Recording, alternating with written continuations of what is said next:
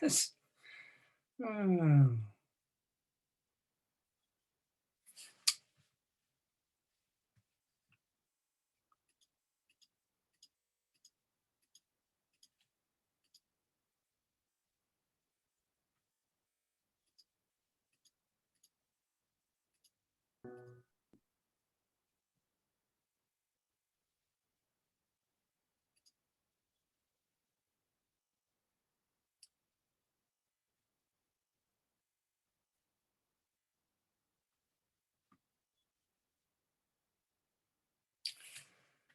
Oh.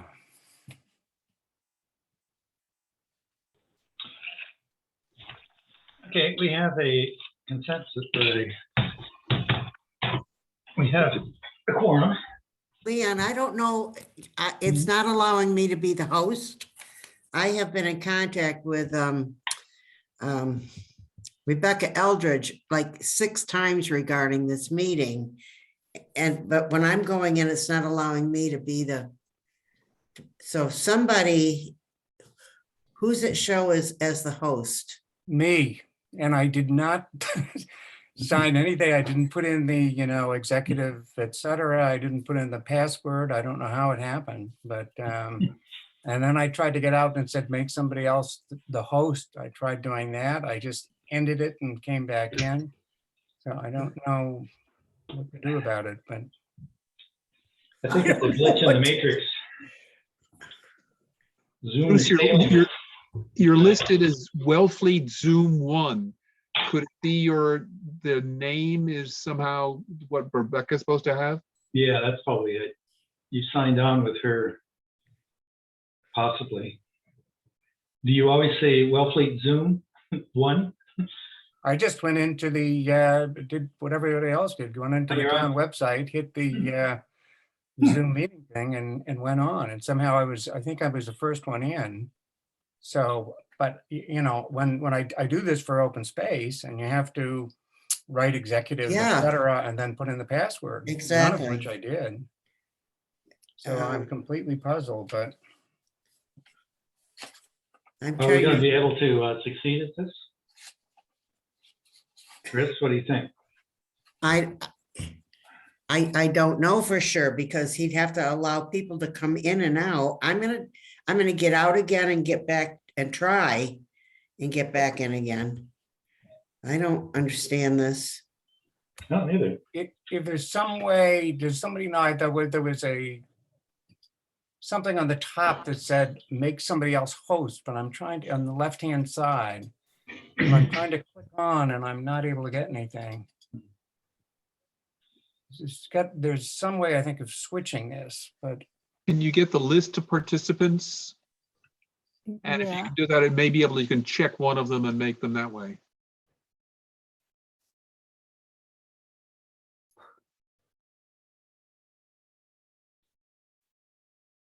so you got the list? I think only the host can see the list. Oh, Participants, no, we can all see the participants. I thought so. Yeah, we can all see. And I see the host and he's recording. Did you record, Bruce? No. Well, they asked if, do you mind if it's recorded? And I hit yes. I mean, maybe that did it, but I didn't put in any, there's no password. I'm not or so anything sure that I this is put going to in. work. I don't think so either. This is. Sorry about this, guys, but I have no idea what happened. Can we all start all over? Everybody get out and then just make sure Hillary's in first or Chris is in first? Well, how did Bruce, so I went right back on and it told me to wait for the host to start the meeting. Mhm. Can you transfer the hostship? You can. Well, that's what I'm saying. There was a thing right at the beginning and I said transfer, but now I can't find it. I don't see where to do that. If anybody has a way to. When tell I me what to just do. joined, they asked if I knew it was being recorded and I said yes. And I see a red thing in my upper left that says it's recording. So Yeah, no, it is recording. We're just trying to. oh, you can't screen share? Well, somebody else will have to let people in. for a start. Well, yeah, we need to control the meeting. Let me Right. call Rebecca Eldridge and see if she can help us. Gotta be somewhere out of this. I'll sign off again and come back later we have about a 2-minute presentation. Yeah, I let was me just trying to get in try early, this but- approach with Rebecca and see if she can help us, because I'm. Okay, well, let me just sign out and not end it and see whether leave the meeting. Oh, okay, here it is. I got it. Okay, so who's the host? Me.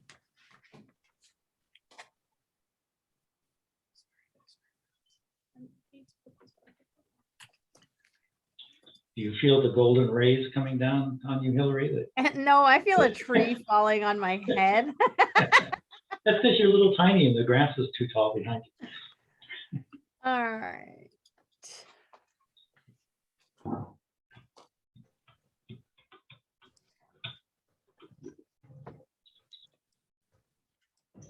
Okay, are you the, Okay, so you in this charge now, is Hillary? Christine Bates. Um, I'm So- here, but it's not allowing me Yeah, to be the wait a minute. host. We're gonna send it to you. Says she's the host now. Yay. Okay, Okay. thank you so much. Sorry, Bruce, you've been demoted. So demoted, he's gone. Okay, we have a quorum now, so I'll start the meeting. Pursuant to Massachusetts General Laws, Chapter 38, paragraphs 18 through 25, as amended by the Chapter 28 of the Acts of 2009, the Wellfleet Protection Act, and the Wellfleet Environmental Protection Bylaw of July 1986 and its regulations of January 2000, the Wellfleet Conservation Commission will hold public hearings on Wednesday, May 18th, 2022 at 5 p.m. via Zoom. And we are now beginning the business meeting of the Wellfleet Conservation Commission. And right now in attendance, we have Leon Shreves, John Kumbler, Barbara Brennesel, Marty Murphy, Michael Fisher, and Benjamin Fairbank. So we have a full house tonight. Hillary, yes. I'm sure that we've all read your the draft order of conditions. Is this Okay, I Yeah. was just gonna go and grab it off the copier because I printed it out again, but if anyone has any comments on it, speak now. Otherwise, we're going to go ahead and issue the order with these conditions and the very specific findings that were circulated at our last meeting.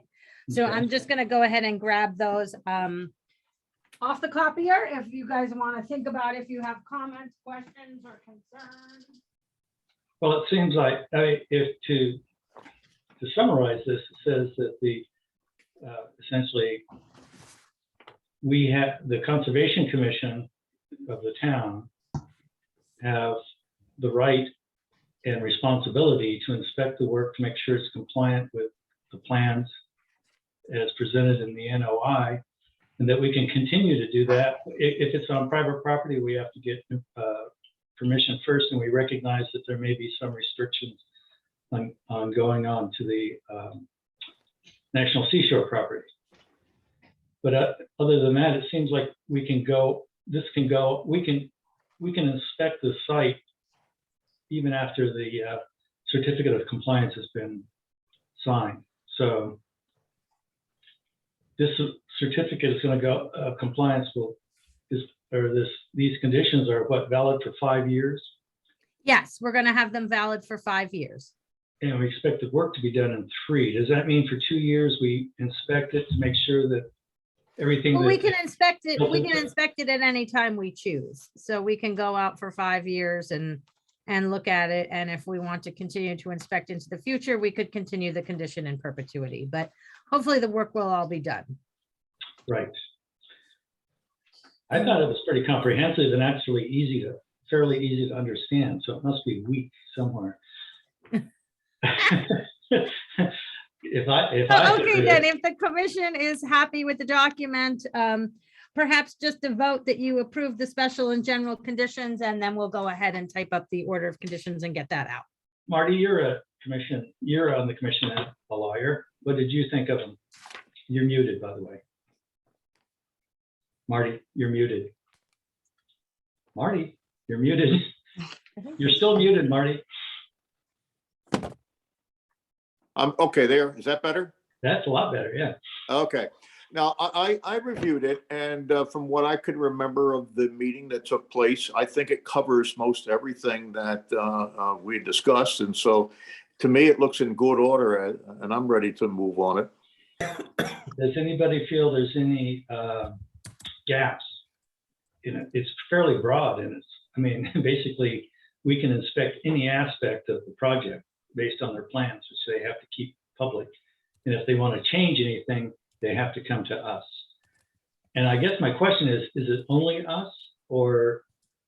Truro, if the piece of the project changes, and Truro would need to be involved as well. No, but I mean, would this go back to the select board at all? Or is it just, it's all been passed and we're the leading edge on interface to the project?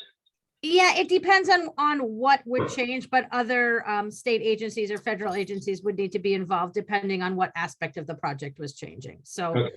so it's not just us. Okay, all right. Because that'd be quite a bit of engineering responsibility for us to take on if we were the only person watching this. I move that we accept these as written, that they seem to be comprehensive and broad enough that we're pretty much, have these been used in other places, or is this? Yeah, we use a lot of the general conditions are mixed in here with the special conditions, so it's kind of a merging of documents. I see. I would second it, Leon. Okay, does anybody have any comments before we start? Anybody not in the commission have any comments? Okay, I vote yes. How do you vote, Barbara? Recuse. Oh, that's right. John, how do you vote? Yes. Benjamin, how do you vote? Yes. Marty, how do you vote? Yes. And Michael, how do you vote? Well, I should disclose the apparent conflict of interest, but the fact that I can objectively participate and vote yes. Okay, great. Thank you. Leon, I should make the same. There is a possibility of a conflict of interest, which I wanted to disclose, that phase 2 of the project might affect my property, but phase 1 does not. And Okay, I've disclosed that to the town. okay, good. So the town. Okay, and knows that- I forgot to disclose an apparent conflict of interest, which I have disclosed to the town and can perform my duties objectively with my vote. So you've all been cleared by the town. So that means that the town council is probably all in order with it. So I think we're good to go. So with one abstention, the rest is unanimous. Thank you. Do we need to do anything else? That's it. We're gonna go ahead and issue it and get it out. Great, that is good news. Now, I believe it's Bruce's turn to talk about harbor survey proposal. Yes? Well, Bruce is here to talk about the open space Land committee, the transfer. land Oh, transfer. I'm sorry. Who's here to talk about the harbor survey proposal? That is me. I'm John I'm Duane. sorry, John. That's all right. It's easy to overlook. This Zoom is tough stuff. So I am here and I'll be happy to answer any questions about it. I think John, the chair, John Reel, sent you a brief kind of pitch for the project. And I'll be happy to throw some numbers at you or the reasons why it's important, or just answer any questions you have. I read it and I found that in the Evelyn Woods I did on it, I was having a hard time really getting a handle on what you were proposing. So could you give me just kind of the 10,000 foot view of what it is? Sure. So there's been a lot of different work that's gone on in the harbor, as we all know. It's got to do with, in terms of the restoration, in terms of shellfishing. There's all sorts of different plans that have come about over the years. The last one that was done about a total survey of Wellfleet Harbor, which was the study of the marine resources of Wellfleet Harbor, 1972. Very elaborate report. We call it the Curley Report, based on one of its lead author. And it was a very well done series of reports that was run by the Mass DMF. And they know all about what we're thinking about doing here right now, I can just briefly tell you that the director, the assistant director, as well as Brad Chase, who I believe is the diadromous fish guy, are all aware of what we're looking to do here. And what we're really looking to do is survey the fish, the fauna, and life in Wellfleet Harbor to establish a baseline of where we're at right now. It's just hasn't been done in forever. And so 50 years is forever. And when it comes down to it, what we're pitching is the need to do this on a regular basis. And I think that the technologies have improved quite a bit. So what we're talking about doing is taking fish samples, taking samples of the vegetation, doing core samples of the bottom, and frankly, taking the guidance of whatever entity happens to get the gig. If they get the job, we'll let them give us some input on what they think would be important. As I said, Mass DMF is aware of it. The last one that they did was in 1976 in Salem Sound. That's available online. So the Marine Resources of Salem Sound. And really what it is it's a guide on actually what work needs to be done, as opposed to just the concepts of what can be done. This would be, the idea of doing this survey would be to actually get somebody to contract to do the work, to study what we have so we know where we're going. Okay, great. Are you doing this? So you're relying on whoever you subcontract this out to? It's basically within reason. You know, there are people that have done them here. You know, on the Cape, there's a very limited number of agencies I think that can handle this kind of work. And whoever ends up getting the bid, we have an outline, I think, which is a more full version, what John sent you. And it's really got details about what exactly we're looking to do. And, you know, there may be new ways to do things that are just totally unknown to us right now. And we'd let them be the ones that kind of say, this would be a good way to do this. Even 1996 is a long time ago too. So the technologies have changed, and I don't know. I mean, in a perfect world, the state would be doing this for us, but they don't have the money. They're very supportive of it, but they don't have the money to do it. And, Michael, do you have a question? Yes, I just want to make sure I understand exactly what's happening. So you sent us these notes for the Conservation Commission about the proposed harbor survey. correct. I did, This- John did, yes. Yeah, so this is going to be a warrant or an article on the town warrant that has to be voted on. That's correct. And so what you're looking from us is a endorsement of the proposal? Is that what you're asking? That's exactly right. We're asking you to support our efforts, to vote on it, and you know, to see whether or not you will support us. The Shellfish Advisory Board has supported us for nothing. That's what we're looking to do today. So I'll be happy to throw some numbers at you, just some basic numbers, if you want to hear what the dollar impacts are. And Well, it was, as I recall, an article, one of the articles was $60,000. Is that? Oh, yeah, when it comes to the cost of the, yeah, that's right. That is what is printed in the order, in the warrant, 60,000 or some other amount. I don't know exactly what the language is, but that is, yeah, that's what we're asking for. And, So at the bottom of each, when it comes to numbers, what I was really just talking about is just the impacts that the harbor has on town life. You know, the different fingers of everybody that touches the harbor. But yeah, whoever ends up getting the bid, I think the way it works is there has to be at least 3 competitive bids. I'm not exactly sure how that part of it works, but that would be sent out, and we would, I guess the NRAB in conjunction with the town looks at it and decides who gets the gig, assuming one of them has good proposal for us. And there's possibility that you could get funding from elsewhere too, contributions from other agencies. But the amount that we're looking to borrow to do the survey is still, I mean, that's what's printed in the town warrant. My understanding is $60,000. right. So what you're asking now is for us to vote in favor of this article. and it will be listed underneath of various committees and FinCom and so on, and it will be put down as our approval. That's what you're asking today? Yeah, correct. That would be, so in Mayor. other words, the town moderator would basically just say at the meeting that, the Conservation Commission voted XXX, whether Right. to support or not to support, yes.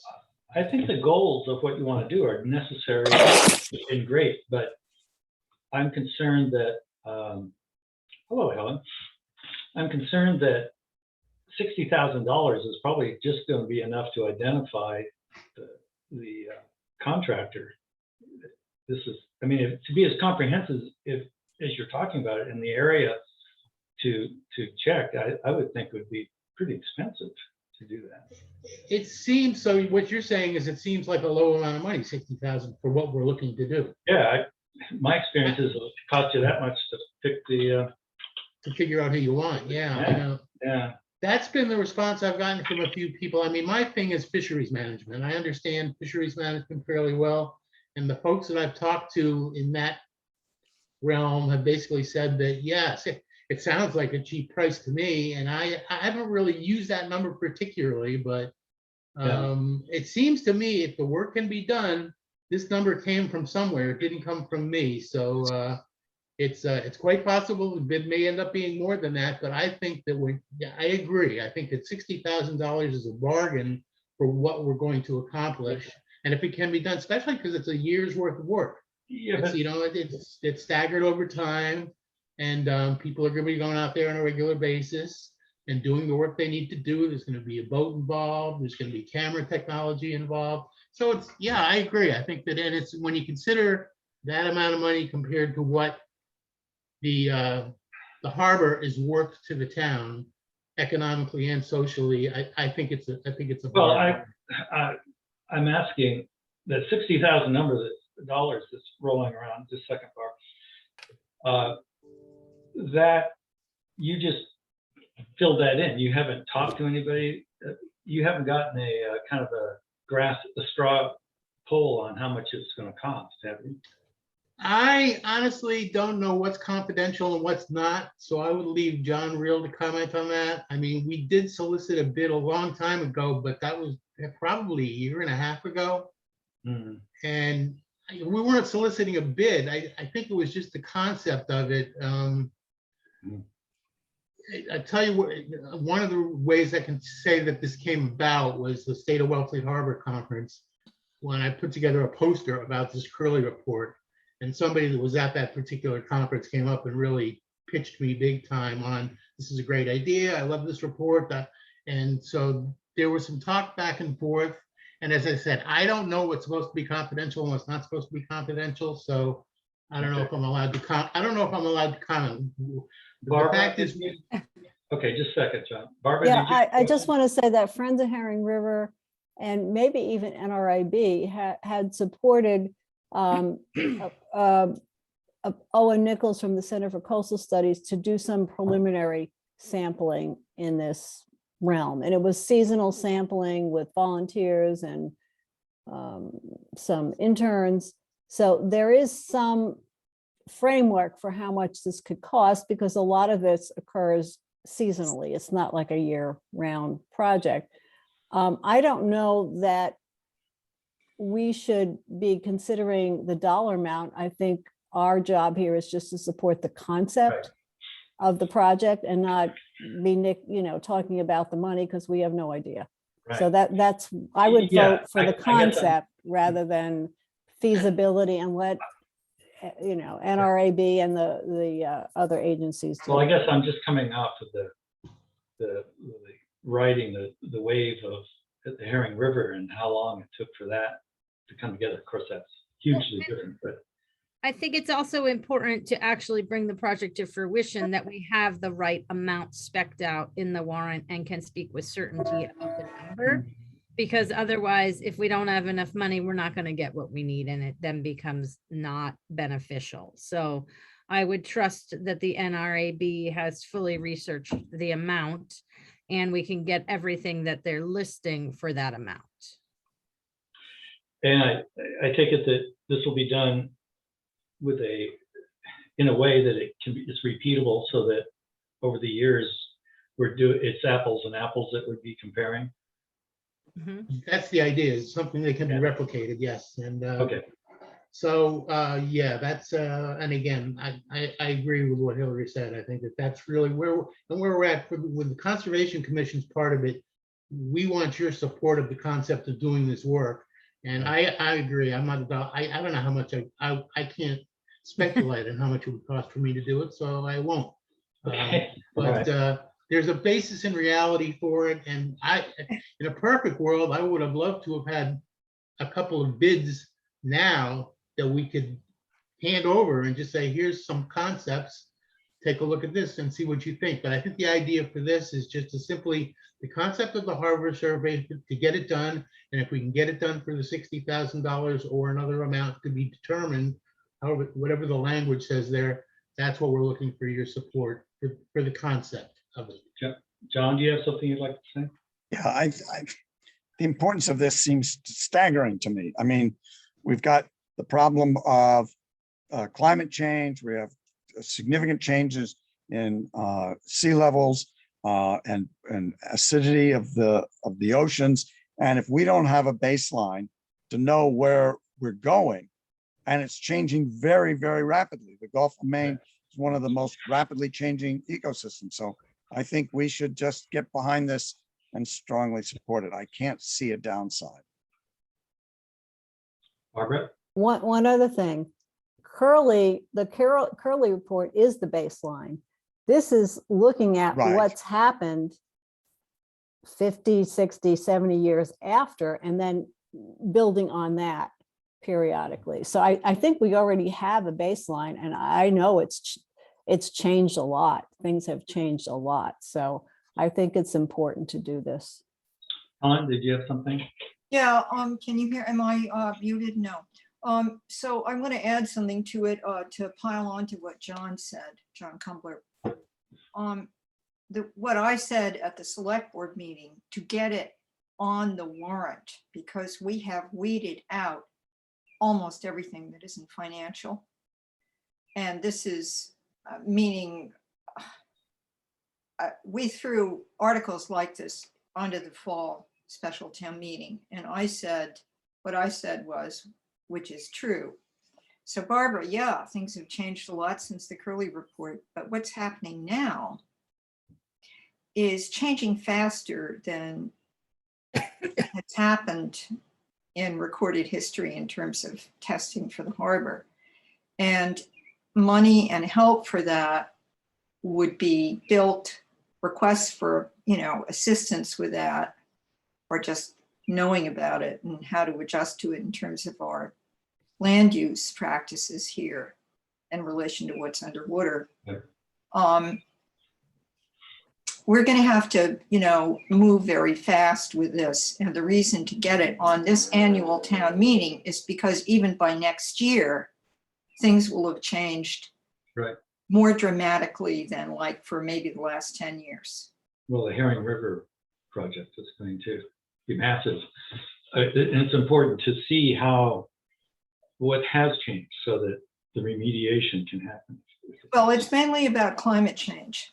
Well, So anyway, that's how I was one of the, I think I was the only person who yapped like that at the select board meeting, and it is on the warrant, and that's very exciting. Thank you.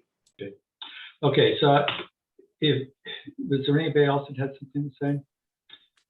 Okay, John, you're muted, John.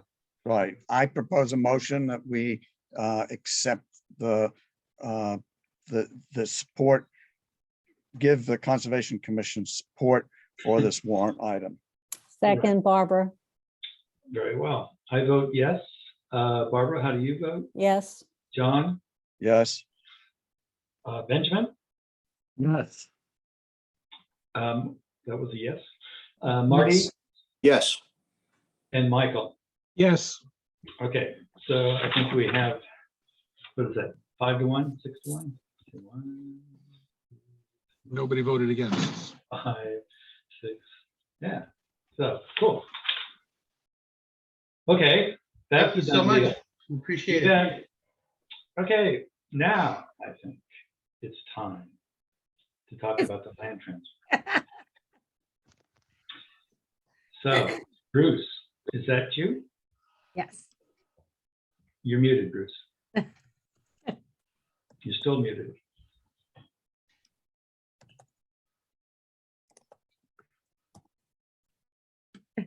There you go. Okay, there it goes. Okay, what we're doing is asking for some support. People see me? Asking for support for our article that is on the warrant for town meeting. This is an article that was indefinitely postponed. It was supported by Conservation Commission the year before. And the reason for the indefinite postponement was it had to go to the planning board. It has, and it has gone to the NRAB. Both have supported it, and I'm here to make sure we have your support, since that it is to move property into the current custody of conservation, the Conservation Commission. I'll read the article. To see if the town will vote to transfer care, custody, management, and control of 2 lots of town-owned land indicated below from the Select Board to the Conservation Commission for purposes of open space conservation or to do or act anything thereon. The particles are map 30, 186, which is a 2.06 acre wetlands property in Blackfish Creek, abutting conservation lands owned by the Wellfleet Conservation Trust in Audubon. The other one is map 42, parcel 137, which is a 3.26 acre wetlands marsh that abuts the town-owned Bayberry Conservation Land and trail property off Lieutenant Island Road. So both of these are fully wetlands. We're looking to get them protected. And move What them. responsibility do we accept if we, I'm I mean, sorry? if this happens? Is it just that we're the people that the people need to come to if they want to do something on that property? You're the ones who are going to be responsible for the property. We're just recommending it. And it's actually been okayed by Conscom twice. So Okay. I'm assuming you'll do it again, but Bruce, can you we tell wanted me, to have it for this town meeting.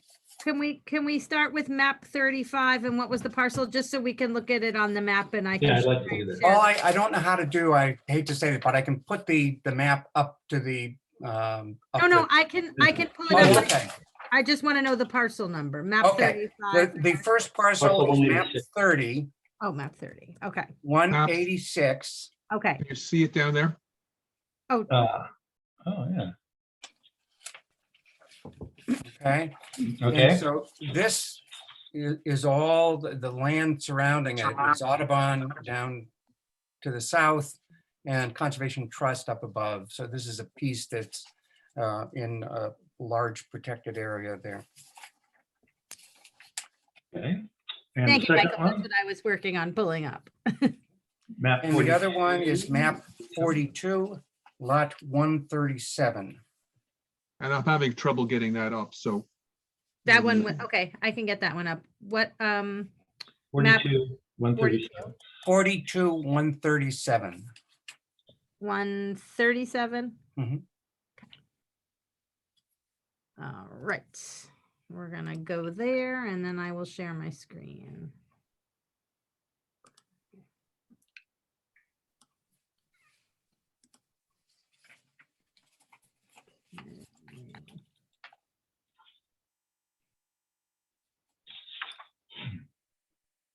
Okay, Okay, where's 130? let me make it a little smaller. Okay. 132. There we go. So this is, again, a fully wetlands area.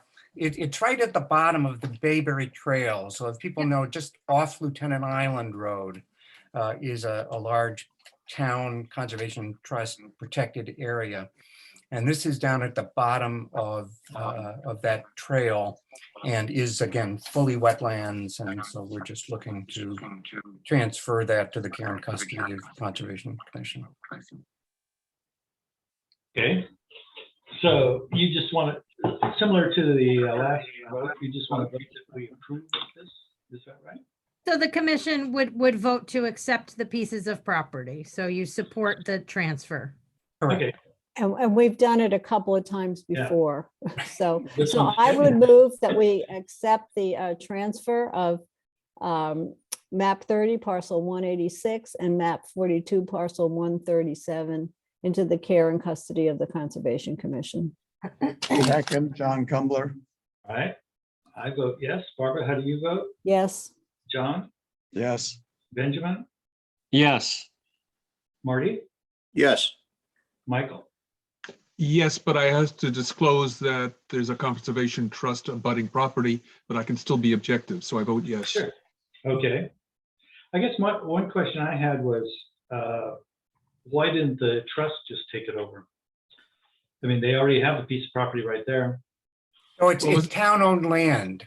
Oh, And so what we do is look for, if there's not a purchase that we're trying to push for, we look for land that has not been in protection and see whether it meets criteria, and we think this does, for protection by Conscom. So it is town-owned land, and we're just transferring I the see. care to you guys.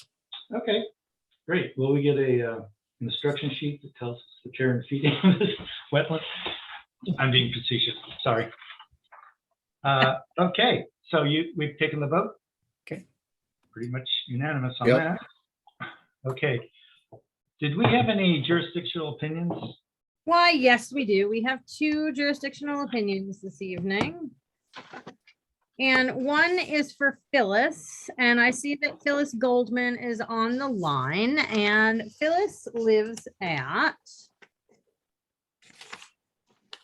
266 King Philip Road, map 34, parcel 8. And she was initially requesting to remove 2 to 5 trees within the buffer zone, and we were out there, and there are 2 dead trees. They are pine trees. And they're right at the top of the coastal bank. So it seems like we could take the 2 down on the jurisdictional opinion because they're likely to fall during high winds and a storm. Is anything in danger from them? if they There's a fall? pathway down to the water that would be in danger if the trees. Okay, so, I And think, they're dead, so they could fall. I think that's a very reasonable option. I think 2 trees would probably be my limit for a JO. Yep. And since they're dead and there's a pathway involved, I would like to move that we approve the JO for. are we gonna leave the trees in situ after they're down, or? I think we'd like to take them, cut them stump to the ground, sorry, and then remove the tree from the stump. Okay, It's already wooded area. Is that correct? Yes, that's correct. Yeah. okay, so by limiting it to we can approve those 2 trees separately? Is Yes. that right? Yeah. All right, I move that we, I second Ben. okay. So we're gonna move that we accept this JO with the limitation of the 2 dead trees. And we have a second from Benjamin. I vote yes. How do you vote, Barbara? Yes. John? Yes. Benjamin? Yes. Marty? Yes. And Michael? Yes. Hey, Bruce. You might want to turn off your computer. Thank you. Okay. the Go, next- let's go. Class, I'm dismissed from class. Yep, That's you- right. Moving on, Phyllis, I'm sorry. That's right. Two trees worth. 2 dead trees. Okay. here. Okay, Thank you. I appreciate all welcome. your good work. thank you. Thank you. Lori, you have the second one for us? Yep, tonight? the next jurisdictional opinion is for James Kearing and Elizabeth Kearing at 160 Freshbrook Lane. And they are map 42 parcel 16. And they are coming before us to remove 4 pine trees that are posing a danger to their home. They had their insurance inspection, and their insurance agent is insisting that the 4 trees come down. She has submitted that document to us, and so she would like to remove them as soon as possible so their insurance doesn't get canceled. Why isn't this an RDA? If it's I for didn't a ask tree. them, I didn't ask them to file the RDA because it seemed urgent by the insurance company. And so if they have to come back for a request for determination of applicability, they can, but their home is in danger and it was cited by their insurance agent. Right. Have you seen the trees? Hillary? We have seen them and they are big and they are leaning over the house. Is, Okay, well, yeah. what about opportunities for mitigation or anything like that? If it's a So they're- JO, Yeah, Right. they're willing to plant other species that are smaller. We can certainly work with them on that. John, did you have a question? Yeah, this is going to be a problem for us. The insurance companies are making demands which are not necessarily in the best interest of Yeah. the environment, but maybe in the best interest of the insurance companies. I think it puts us in a bind because I think we can't say no to a homeowner whose insurance company has said, you have to cut those trees. But I've talked to Dennis Townsend about this, and he says it's a ridiculous number of cases where the insurance company has said perfectly healthy trees that are not in immediate danger of falling on a house have to be cut because of the insurance companies. I don't like it, but I don't think we have a choice. I don't think so either. well, if Hillary and Meredith have looked at the trees and think they're, I mean, I will respect their Yeah. analysis of this, but I still think there needs to be a mitigation plan. Right. Yeah, so the trees are definitely damaged and they're definitely in jeopardy of falling on the house 100%. So we can certainly work with this applicant to plant something that grows not quite so high to serve as mitigation for the 4 trees. So they are, Okay, Okay. it'd be nice to have trees for trees. Is Yeah. what I'm suggesting. Mhm. Okay. With, move with, that with, we approve with that, it. okay, with Yep. that as the condition, I was gonna approve it, but Leon already did, so I will second Leon's. Sorry. I'm just trying to keep things going here. Right, right. No, Okay, good, I'll- good. I vote yes. Barbara, how about you? Yes, yes. John, Yes, Benjamin, Yes. Marty, Yes. and Michael. Yes, Okay, that one's good to go. okay, that's all the jurisdictional opinions we have for the evening. Great. Any mail or other discussions that we want to talk about? there are the minutes. We have 2 Mhm. sets There of are the minutes. That's right. That's right. We have minutes for which dates, Michael? May 4th Mhm. and April 14th. Okay. The May, okay, these are our normal meetings, right? Not the. No, No. one of them was the bigger meeting, and it was Rebecca's working yeah, as yeah, the, as the minute taker. Right. But Okay. you've seen them both as of last Right. Sunday. Yep, yep. Anybody have any comments or corrections? I would move the minutes, Yes. both meetings. Okay, Do we have to do them separately? yes, Yes. Okay, so let's get that done. all right. Did you second that, Barbara? Or I did. I second, So you vote, what's yes, your vote? I yes. vote yes. John, what's your vote? yes, Benjamin, Yes. Marty, Yes. and Michael. Yes, Okay, and the next one is for the 2nd of May, did you say? no, 4th of No. May. 4th of May, sorry. Yes. I move we accept the meeting minutes for May 4th. I second that. So Barbara, how do you vote? Yes. I vote yes. John, how do you vote? yes, Benjamin, Yes. Marty, Yes. and Michael. Yes. Thank you, Michael and Chris and Rebecca for all the good work on that. Appreciate it. Any other issues? We could take a 10-minute break before the next meeting, or we could talk. We do have Gail Ferguson and Laura Runkle on. I'm not sure if they have anything specific they'd like to address with the commission or if they're just listening. I guess they're just listening. Okay, we also have a picture of Bruce's bedroom Yeah, I like that. He's in his. Yeah, he's middle. got his- It's a looks little like he's got his, embarrassing. Well, at least he does, well, he should make his bed a little better. Zoom is a nasty thing. Okay. I move that we take a break until 5 o'clock, where we'll begin the hearings. Second, Michael? Okay, Barbara, how do you feel Yes. about that? I vote Yes. yes. John, Yes. Benjamin, That's Marty, Yes. and Michael. Yes. Okay, see you at 5 o'clock.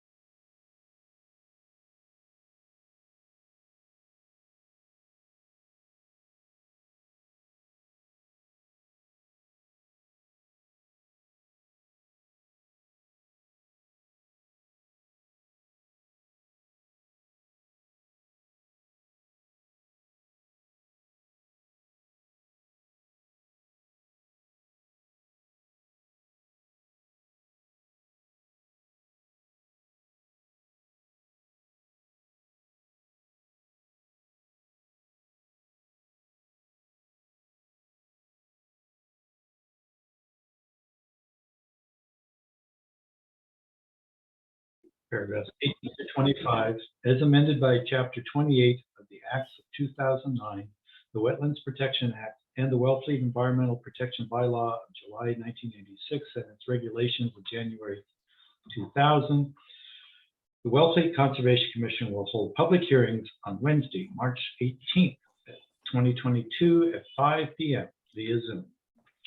Currently in attendance, we have Marty Murphy, Leon Shreves, Barbara Brennesel, Benjamin Fairbank, Michael Fisher, and will soon be joined by John Cumbler, I'm sure. So we have a quorum. So the first hearing, the first article is Con, 135 Pine Point Road, map 21, parcel 54, certificate of compliance. Who, Hillary, who was supervising that? Cone, Cone, yes. let me tell you. So It's going back a ways. I think the parcel number may be 55, What was the problem? not, because if, I don't know if you can, I can share this. It may be that there's a change, but I think we're talking about this property, because this one is owned by Mead Fox. So I think it's this one we're Oh. talking about. Right, right. Yep. So what do we know about this particular item? What is it compliant to? Does anybody know? I can show you that as well, Okay. based on the minutes. So these are the minutes from March 1st, 2017. Can you see them? Okay. Yes, yes, we can. So it's for parcel 55, grading, tree management, restoration, planting. David Little was there, and it was approved as an NOI, but there was no supervisor identified, I see. except for Carrie Ray, perhaps going back to an earlier version of the same. Gary's not here. he's not here. Okay, well, first of all, we can't vote on this if it's got the wrong parcel number. Is that correct? I'm gonna go look in the file if you give me a minute here. Sure. I 'Cause- think it's 2155. So hold tight 1 second. There was also a change in the address apparently at one point.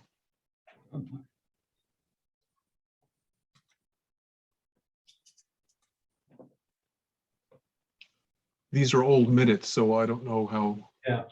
accurate they are. Okay.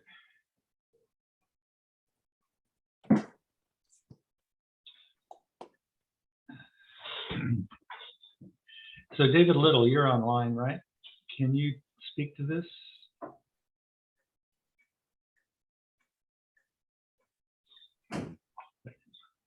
David? Good evening. Hi. I'd be happy to speak to it. I believe, I don't believe I was the one that submitted the request for the certificate of compliance, so I'm kind of deferring to Hillary on this. Yeah. No, the attorney for the property did. And it is map 21 parcel 55, 145 Pine Point Road. But in the, So both It's- items are incorrect on this, the parcel number and the address. well, it used to be 135 and I think it changed to 145 at one point, but Right. the parcel number hasn't changed.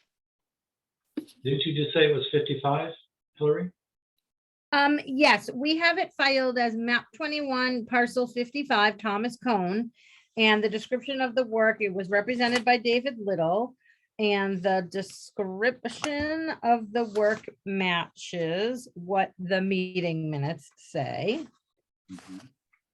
But the And- agenda has 54. That's the, Yes, issue. the agenda is incorrect, as is the note from Karen Lavoy. Where do we go on this? We don't know what was done, if it's compliant, and we don't even have the right address for it, so. I'd be happy to get to the bottom of it. I'm in the dark as much as you, Mr. Chairman. Okay. I mean, I don't have any ground to stand on this one. So, They did work with Wilkinson Ecological to do the work, but but I agree, we would need some form of certification from the design engineer or the applicant or Wilkinson Ecological stating that the work was done in compliance. all right, with the correct plot number. right. That's good. Absolutely, and I'll follow up on that. Okay, fine, thank you. So I So- move that we continue this for 2 weeks. Second, Barbara? All right, Marty, how do you vote? Yes. I vote yes. Barbara? Yes. John? He's muted. Yes, Okay, thank you. Benjamin? Okay, Michael? Yes. All right. Ben, are you there? I think you stepped away from this. Something, whatever. So I am a little confused because she's referencing a different file number. So Well, why don't we just continue it until we can straighten it Yeah, all? I mean, there's, right, was there a certificate of compliance on that earlier project that they did? It looks to me from the No. minutes that it was the same project, but somehow it was taken up again 4 months later. Okay, no, Okay. I think it's clear. So the one that she's applying for a certificate of compliance for is SE 771407. Sorry, Michael, and that one is actually 135 Pine Point Road, new house number 145 Cone, part of 54, new well and grading is what that order is for, and it was issued in 2016. And I just want to see who represented it before us. I'm sure it was me. I do remember that, but no one contacted me relative to making a site inspection or. Okay, all right. okay. So that's the file number they're requesting a certificate of compliance for. So Okay. I think we can continue it and wait to hear back from Mr. Little, who That would be represented the project before us. So I'm comfortable doing that. And we have this matched with the right file. Okay, great. Good, thank you. All right, the next item then is Murphy. This is an RDA at Logie Bay area for shellfishing. Is there someone who knows anything about this here? This is Murphy, and he was waiting to hear back from the Army Corps of Engineers on his application before he came to us. And I am assuming he has not yet heard from them. So if we could continue him to All right. our meeting. Shall we continue it just till the next meeting? Yeah, that would be good. All right, so I move that we continue Murphy, Logie Bay Area RDA shellfishing to what's the next meeting? June 1. June 1, right? June 1. Second, Michael. All right, fine. Marty, how do you vote? Yes. Leon, I vote yes. Barbara? Yes. John? Yes, And Benjamin, you here? Are you able to hear me? Yes. yes. Okay. So you vote yes or? Yes. Okay, great. And Michael? Yes. Okay. So that's continued. I have one question about that, if I may ask Mhm. Hillary, because she might know. There's a neighboring grant, 855C, Mike DeVosto. Has that extension been approved? Not And- by us yet. Not by us, okay, Yes. because, all right, I just needed to. He's find out. coming, he's working on his application materials, Okay, as is Pat Winslow, who we'll see on June 1. and did you see the information from the shellfish regulations that I sent you and asked if I could circulate those among the members? I don't think they saw them, and I think folks, before we hear these, they should know what the shellfish regulations say about grant extensions or new grants. Yeah, I didn't see that email from you, Barbara. Okay, But yes, I fully support sharing that. And it would just be information from the, okay, I'll send that out again. thank you. Okay. Are we finished with that? The next hearing is provisor and that provisor 375 Cove Road, map 28, parcel 33 RDA. Install a 12 by 14 foot vegetable garden in raised beds. So that's the first thing. And that's within the 100 foot. No, I don't think so. No, It's a It's- floodplain. It's a Floodplain. floodplain. Okay. So from a risk standpoint, there's not much there. And from a nature standpoint, you, other than the foot traffic around it, what would be the issue, do you think? Anybody?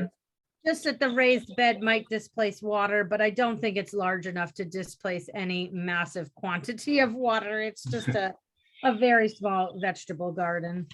Yeah, This is, I think, the stakes of it. right. Yeah, it's not, we're not talking about a sensitive area in terms of, No. the plant or wildlife, so. Right. uh, Yeah, this seems is to me a- legally in a flood zone, but. Yes. the Right, likelihood of I think flooding- this is a easy yes for us. Right, no propose we say trees, yes. no trees cleared or anything, Nothing. so, no, okay. And there's a road between this area and the wetland way beyond it. Right, way beyond it. So Okay. I propose we say yes for this. I second it. All right, Marty, how do you vote? Yes. Leon, how do you vote? I vote yes. And Barbara, Yes, John, Yes, Benjamin, Yes. great. And Michael? Yes. Okay, Form 2. okay, Form 2. Great. And is that a -2 or 3, please? Yeah. Okay, the next one is for the same person, provisor, 375 Cove Road, I'm sorry. At 28 parcel 33, NOI for new decks on the west side of the house. And we were there this morning, and there again, she's on the edge of a floodplain that probably will never flood to her house, and she's just extending an elevated deck. Right? Is that sum it up, John, Michael? I think That's awesome. David Little is here and he can present the project. Yep, there you go, David. I'll try and be brief. So they wish to replace their existing deck with a new first floor deck and then 2 smaller second floor decks. The area beneath it has been altered. The new decks would be constructed on hand dug sonotube footings. I addressed the performance standards for land subject to coastal storm flowage in the Wellfleet Harbor ACEC in my narrative. So I believe it's a straightforward project that can be done without any impact to the adjacent resource areas and any impact to land subject to coastal storm flowage. I'll be happy to answer any questions. Okay, John, do you have a question? No, I just want to say, we were out there. This is not a resource-rich area. It's not going to disturb areas that we would want to protect. It's a long way from the wetland. I just don't see this. I see this as one of those easy yeses for us. So I propose we say yes for this. Are there any other, Michael, you have your hand up? Yes, there is a outdoor shower Oh, that yes. the owner agreed to put a nitrogen absorbing wood chipped filled dry well underneath it, because otherwise it's running straight into the ground. Right, right. So So she we would make verbally, that a condition. okay. Is there any, okay, David, we talked to the owner this morning, so. That's great. Okay. All right, so with that condition, John, you're making a motion, is that right? Yeah, with the condition that they put in the nitrate reducing outdoor shower. Okay. Second, All right, thank you, Marty. How do you vote, Marty? yes. I vote yes. Barbara, how do you Yeah, vote? I just want to clarify, there is, the septic tank's going to be moved also, right? So That- That's correct. It needs to be moved, just slid approximately just out from underneath the existing deck. The existing new connections will be made to the distribution box and the house. It's all within the limit of work that's shown on the plan, and any disturbed areas will be restored, and we're happy with the condition to that effect, Barbara. okay. Leon, Yes, sir. I forgot to notice about the septic system. So Uh-oh. I would like, you're moving the septic system, you're just replacing it with another standard septic system? No, it's just the septic tank itself. We're going to pump it and then slide it over and reconnect it to the house and to the distribution box. So this isn't even an upgrade, it's just a, No, this will come, Hillary will see this again with a filing with the health department. I would like to see a nitrogen removing septic system put in. You are close to the wetlands there. all right. Well, I think if I'll that's have to go back for that. if that's the case, I believe the applicants will adjust the configuration of the deck to avoid having to touch the septic system. That would be a significant expense for them. And if we can, they advised me if the septic tank became an issue, that they would adjust the size of the deck accordingly, so they wouldn't have to move the septic tank. I know you should talk to them about the fact that it may be more expensive. There is money from the town to help subsidize it. And of course, they can change the configuration of the deck and not move the septic system. But if they care about this town and they care about the wetland and they care about our waters, which are threatened, they should move on a different septic system now they have the opportunity. The only problem I have with that, John, is that this adds a lot of expense. Okay, and sometimes I just think it's unfair. I mean, this is a floodplain here, okay? Mhm. And Yeah, I agree in a lot of circumstances when the INA is something that we ought to try to negotiate, but this one here, no. Yeah, yeah. I- I think I I would- agree with Marty. I would be Go ahead, happy Barbara. to have them adjust the footprint of the deck so that there needn't be any work done with the septic system. All right, so we were in mid-vote, but it sounds like we, Well, that. yeah, that didn't include the, It did, no one mentioned that aspect of it, so. right. Okay, so David, that's the interim finding of the commission is that. And you'll either come back to us with a- I can do whatever you'd like, Mr. Chairman. I think we can adjust the location of the sonotube footings to accomplish this in an easier manner to avoid the septic tank moving. And if anything occurs, the deck would get smaller. It would not get larger. Okay.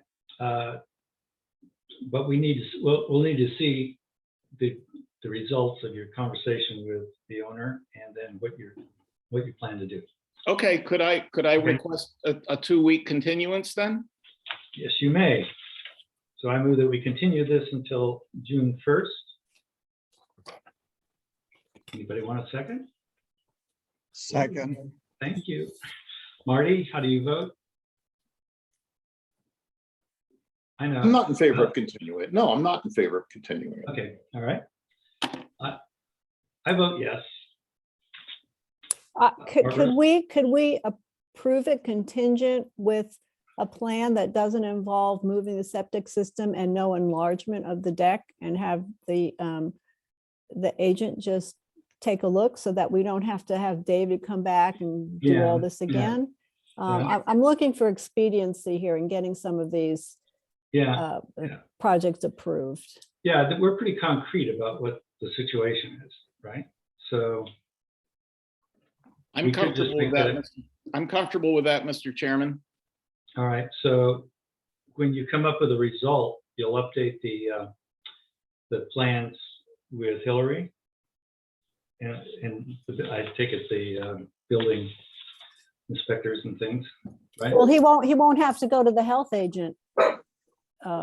At the Right. health, Board of Health, Right, right. because there won't be any septic involvement. He Right, would what, need to resubmit the plan to us for conservation purposes. And Yeah. I think Right. David understands. So I I think. Yeah. understand. It really, what happens in a situation like this? We just need to dig the sonotube footings down to a depth equal to or below the septic tank, so there's no lateral displacement or force. And I think we can do that really easy with a plan revision. Okay, good. So I move that we approve 375 Cove Road, the NOI with a plan revision submitted to the conservation agent and the second. shower. and the shower as a And the shower. condition. Okay. Second, I Michael, second that. Okay, Marty, how do you vote? Yes. I vote yes. Barbara, Yes. that was a good motion. John Yes, and Michael, yes. sorry, I have to get to you. I got to make sure. And Benjamin, how do you vote? Yes. Okay, I'll be the supervisor. I pass there all the time. okay. And what form is that? Is that a, Um, It's 5, five. order of conditions. right. Okay, great. Thank you. You're welcome. Okay, the next one is another Murphy. 151 Hamlin Farm Road, map 19, parcel 12, an NOI to extend the gravel driveway and reroute the utility wires. And this is underneath. Mr. Chairman, no relation, okay? I just. Yeah, wanted to know that. we have an abundance of Murphys.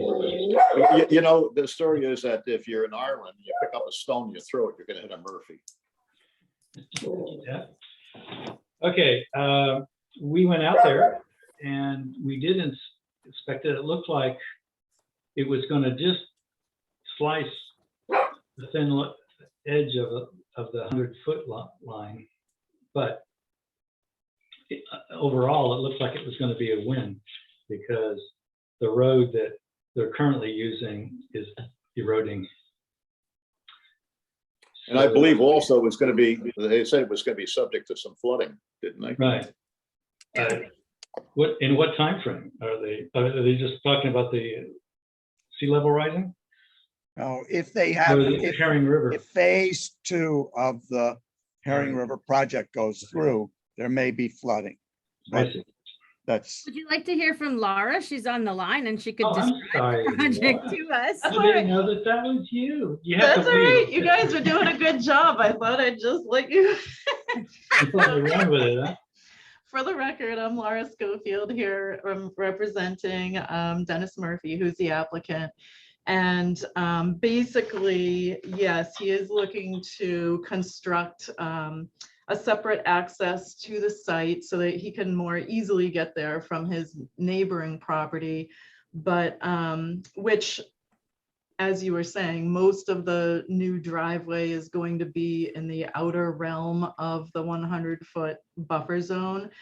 And the second part of the project that he's looking to fold into the new driveway is, right now, the utilities that serve the existing house on the property are overhead lines that run through the wetland and over a neighboring piece of property owned by the Wellfleet Conservation Trust out to Old Chequaset Neck Road. So the second part of the project would be to eliminate the overhead wires serving the house, because what happens now is every time you get a windstorm, a powerful one, it is not that infrequent that it knocks the power out. So then it's obviously difficult to get in there to fix it. So the second part of the project would be to install underground utilities within the new driveway and eliminate those overhead wires through the wetland. So when all is said and done, that new gravel driveway will be a physical barrier between the developed portion of the site and the buffer zone to the wetland. And we were also talking about eliminating a little parking space down near the house now. So if we do that, and if we let the vegetation just grow in from the new gravel driveway towards the wetlands, right now, the existing disturbed areas on site within the 100-foot buffer are 11,335 square feet. And with the new driveway and letting the area to the north of the new driveway just revegetate, we can get that down to a footprint of disturbance in the buffer zone to 4,915 square feet. And I see Sue Anthony is here as well. And what we had also talked about, and I talked to Dennis about, there are some utilities. The house right now gets its access from Hanlon Farm Road in front of the Anthony's house. And I believe it's telephone that's in some places just lying on the ground as it goes out that driveway. So we were also talking about eliminating those utilities and running them under the new driveway with the other ones. And that's pretty much it. I'm happy to answer any questions. Are there any questions? Yes, Leon. Yeah. When we were on the site, there were quite a number of very large trees, some dead, but some not so dead, that I think will have to be removed because the driveway is going to go right through them. Is there any thought of replanting as mitigation as well? I know that you're gaining in terms of the disturbed area being reduced, but there's a large open hilltop there, and it looks like they could have some native plantings on that.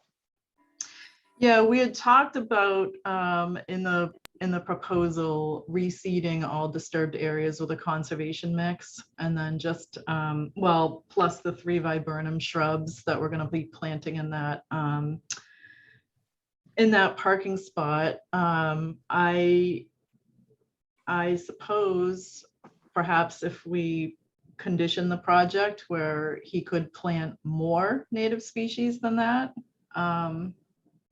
if he wanted to. I think there are 3 or 4 trees that would have to come down to facilitate the new driveway. Well, it's heavily wooded towards the wetland, right? Yeah. I recall it's a jungle Yep. going down there. So, okay. Is there any response? Oh, yes, Ms. Anthony? I just had a question about, it sounded like you said, Laura, that probably he wants to reroute also the utilities, which may just be telephone going across 149 Hamlin Farm Road. And am I correct in understanding that that driveway will still be open, that this plan doesn't close off that access across the wetland? Is that what he's proposing? There's no plan to abandon that access because I believe that's the formal access to that site. So that's not part of this proposal, but certainly with the new driveway, that would lessen use on that one. Well, this is extending an existing driveway for the neighboring house. Is that correct? It's extending the driveway to a paper street. There's a cul-de-sac there. There is pavement within the cul-de-sac right now. So it would be providing a secondary access to that. Right, but I guess is it the same owner for both houses? Yes.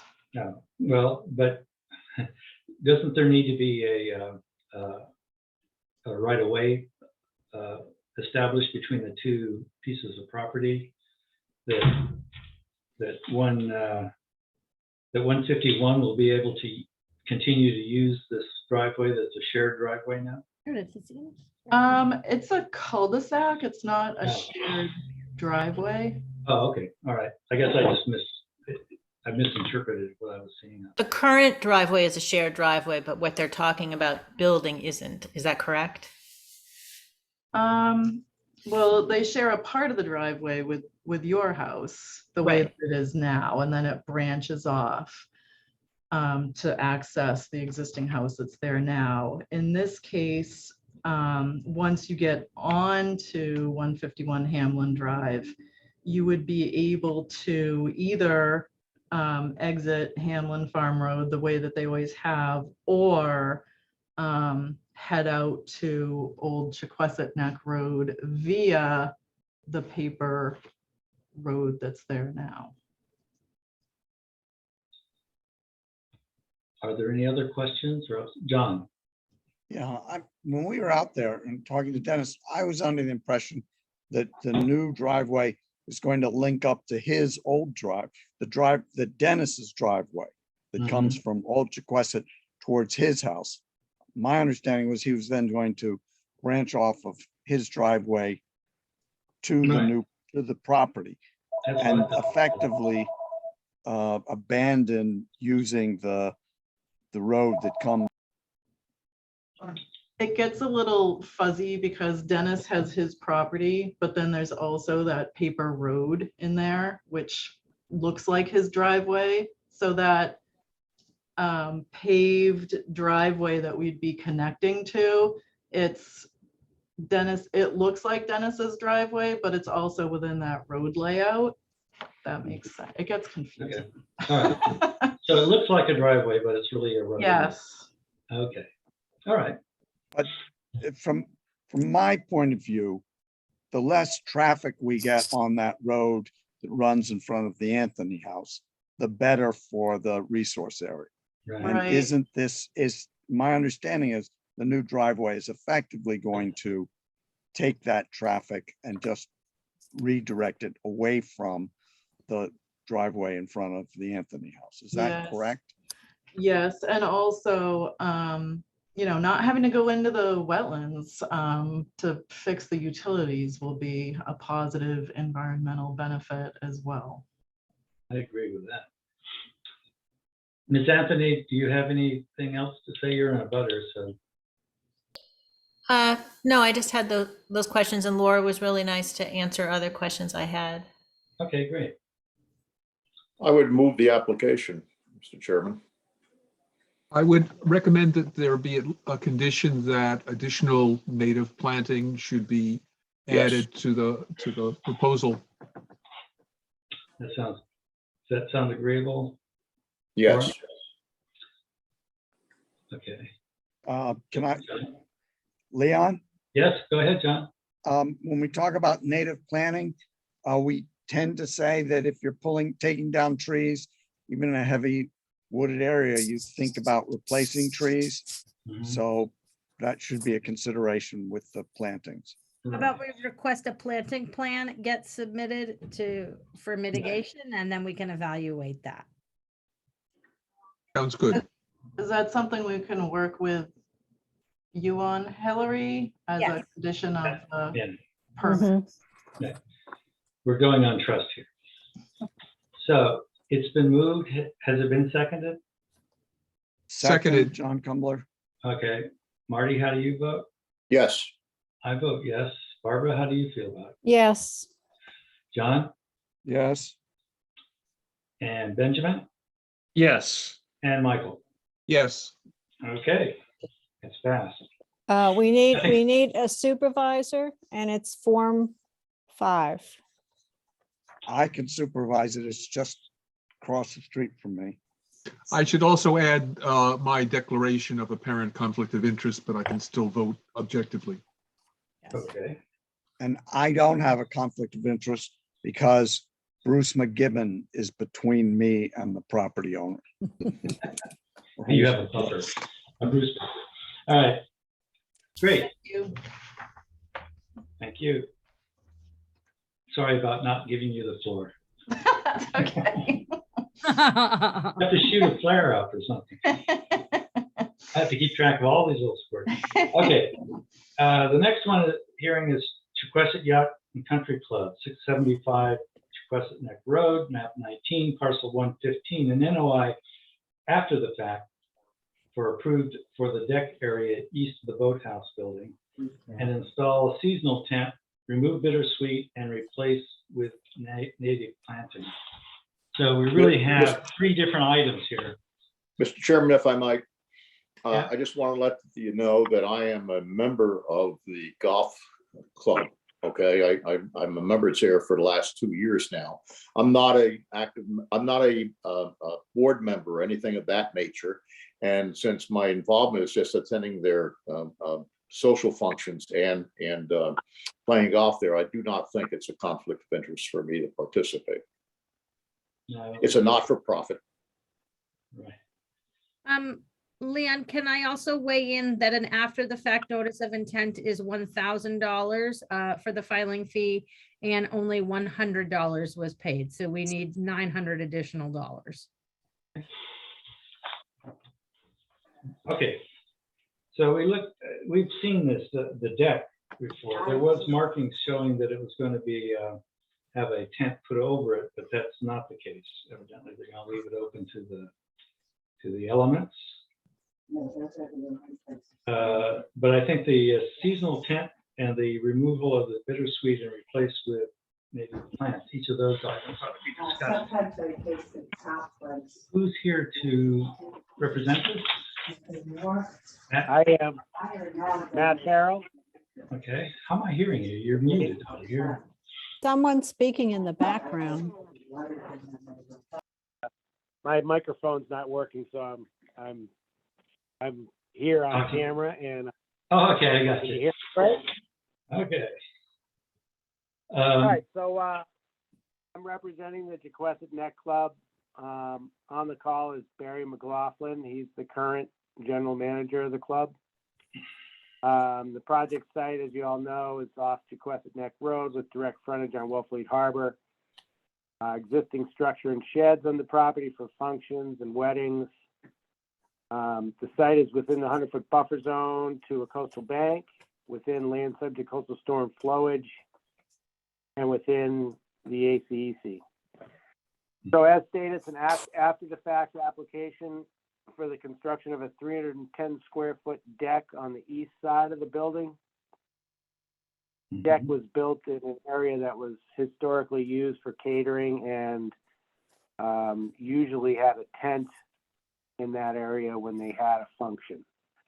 There are some photos that were submitted with the NOI that show the area was kind of cleared and open. So included with the application is to permit 60 by 40 tent that's located on the west side of the building in this kind of almost like sandy parking lot, to be used for functions. And John O'Reilly worked with these folks on mitigation, and they decided to do some invasive species removal along Jaquessett Neck Road. And there's some bittersweet vine, and the plan is to remove it in several phases and revegetate with native vegetation on the slope that goes up to Jaquessett Neck Road. That's about all I have. As I said, Barry is on the call as well, and be more than happy to discuss the project with you. Well, when last we talked, before today, we made it clear that last year they could keep the tent up, and the premise was that it was because of COVID. But we made it abundantly clear that that was not going to be the case going forward in the future.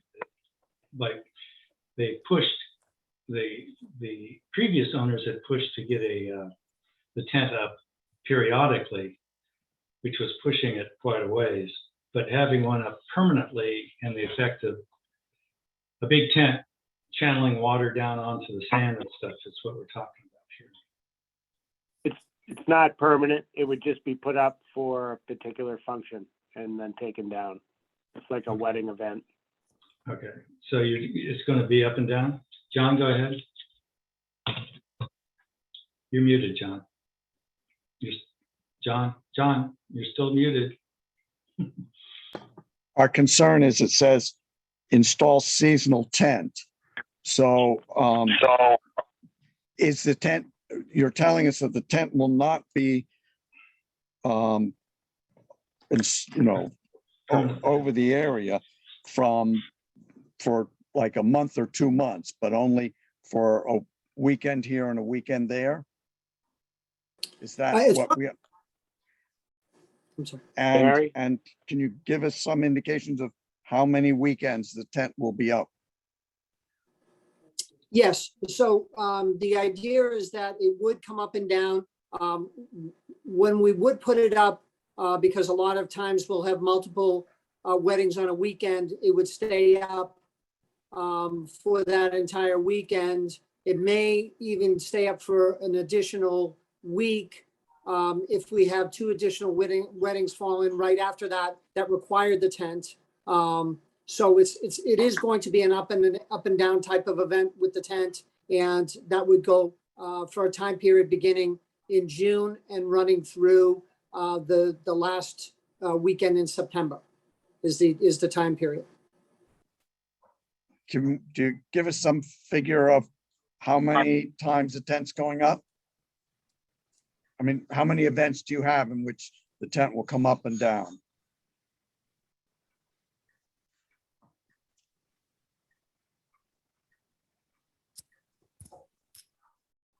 Is the plan to put the tent up and down, or is the plan just to leave the tent there for the whole season? Sorry, I went off for just a minute. The plan is to move the tent up and down as needed. So it will not be up the entire June through October time period. It will have an up and down. So there will be time periods where there's nothing there. Mr. Mclaughlin, I think the question was as to how many weddings or events do you have planned there this season? I believe we're at 32 for the season, but not every one of them is going to require the tent. And I can get you that number if you'd like to know exactly how many days we plan to have the tent up. That would be very useful to know how many days the tent will be up. That will help us decide how to approach the tent. Thank you. Okay, yes.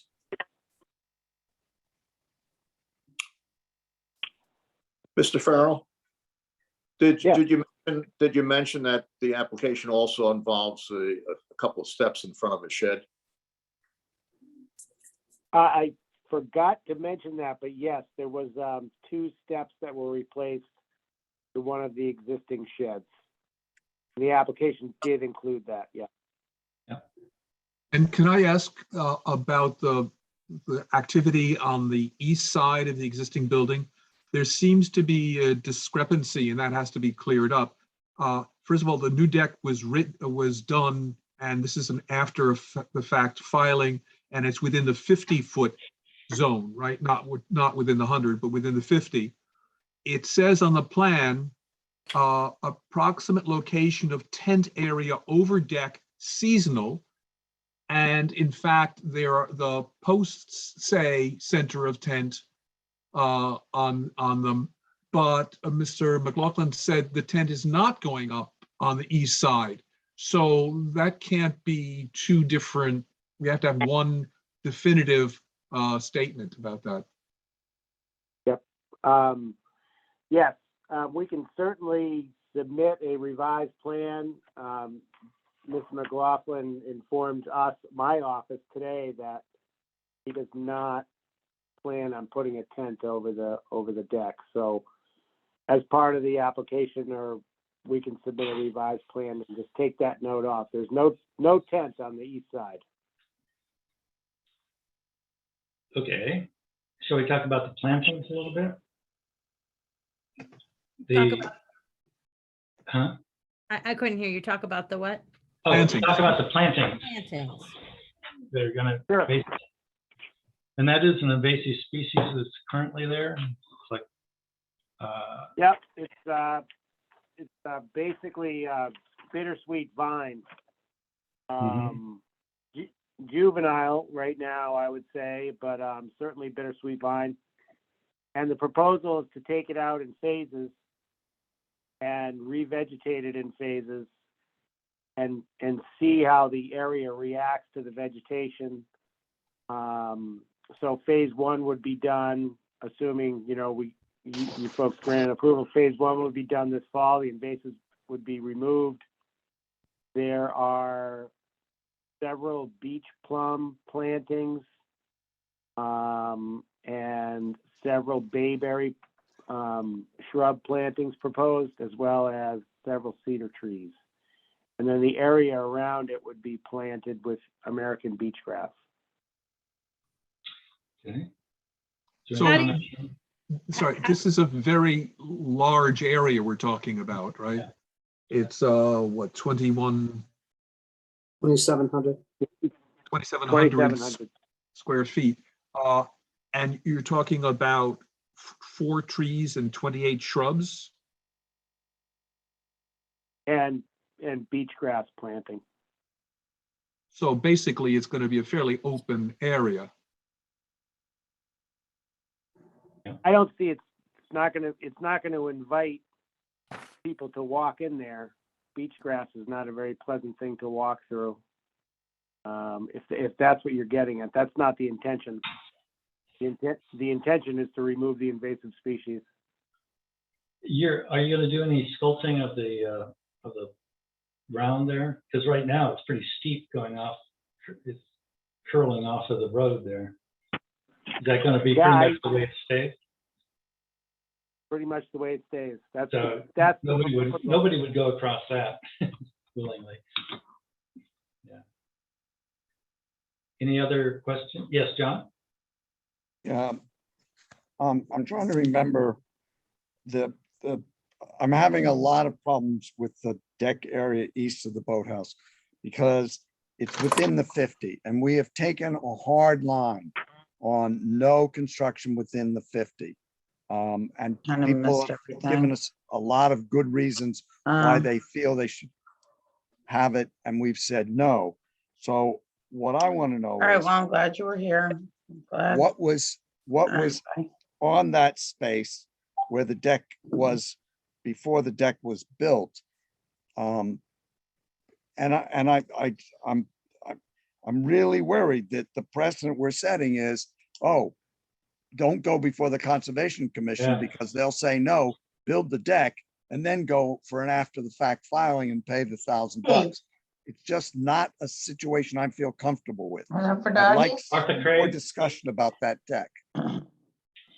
Martha Craig, could you mute, please?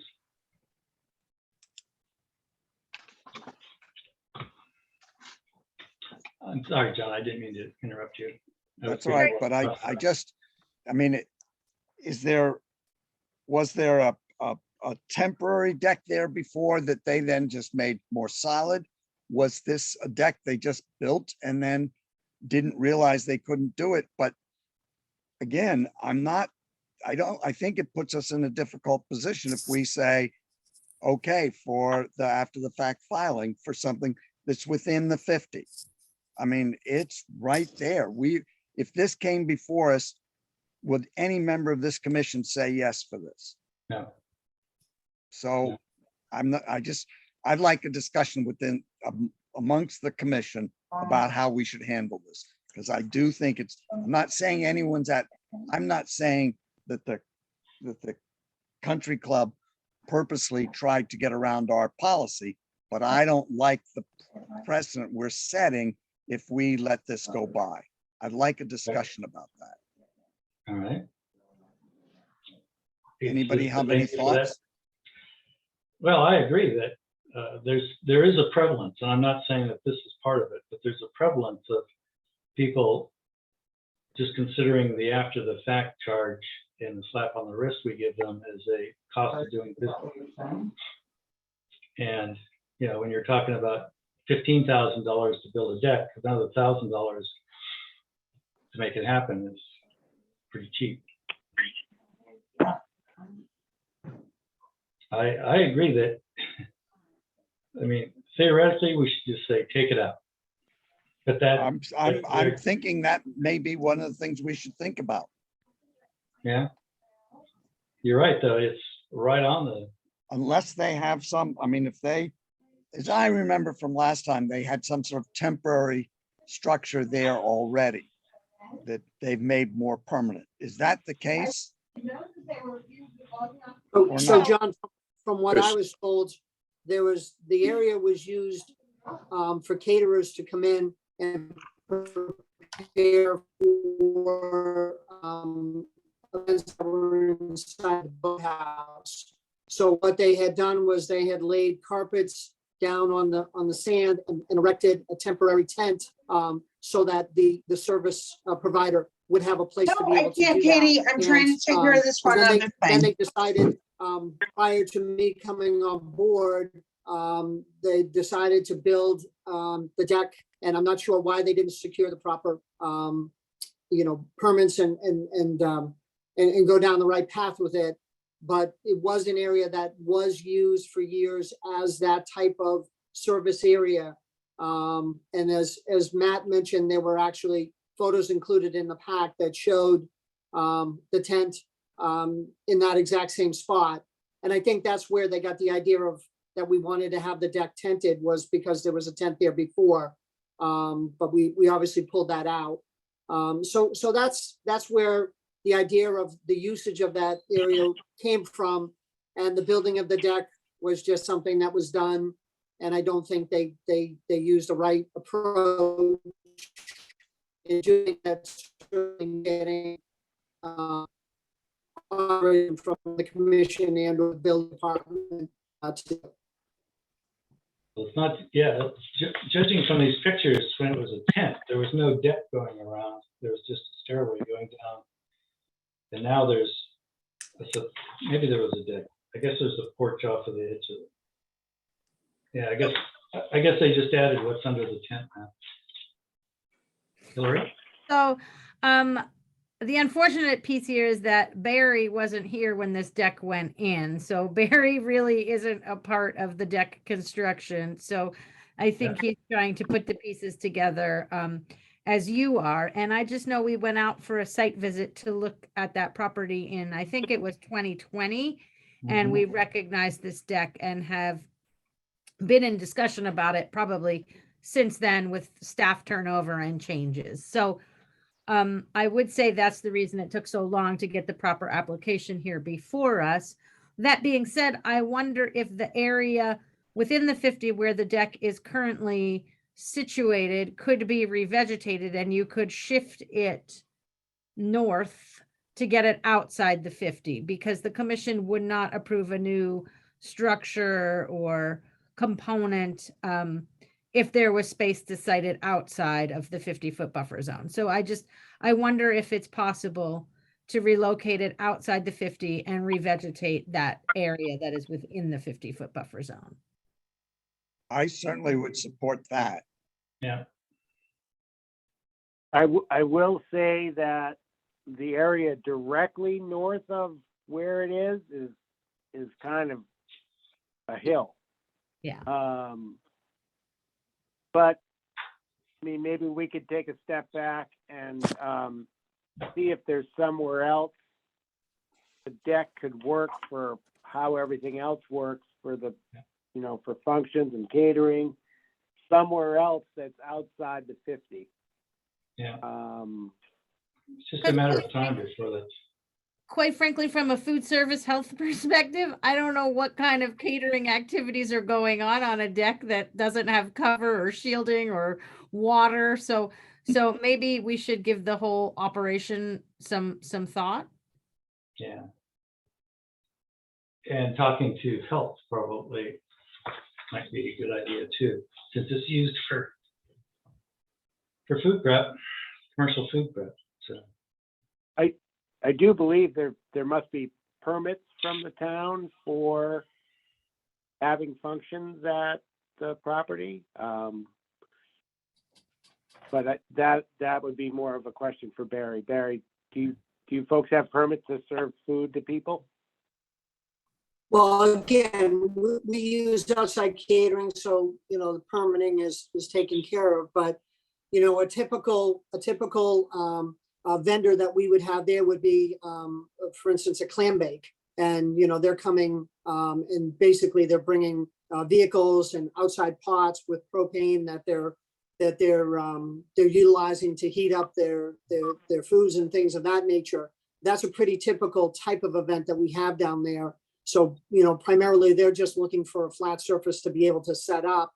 And I think they're, you know, the open air isn't really a challenge for them. But I have seen where individuals who have a little bit of a different type of food service would even bring their own little pop-up tent and just put it on the deck for the time that they're there, and then take it away when they leave with them at the end of the event. And I don't think that's ever been an issue to be able to do that. And we can require that of them so that they know that we're giving them a space, but any kind of cover is not part of the situation that we provide.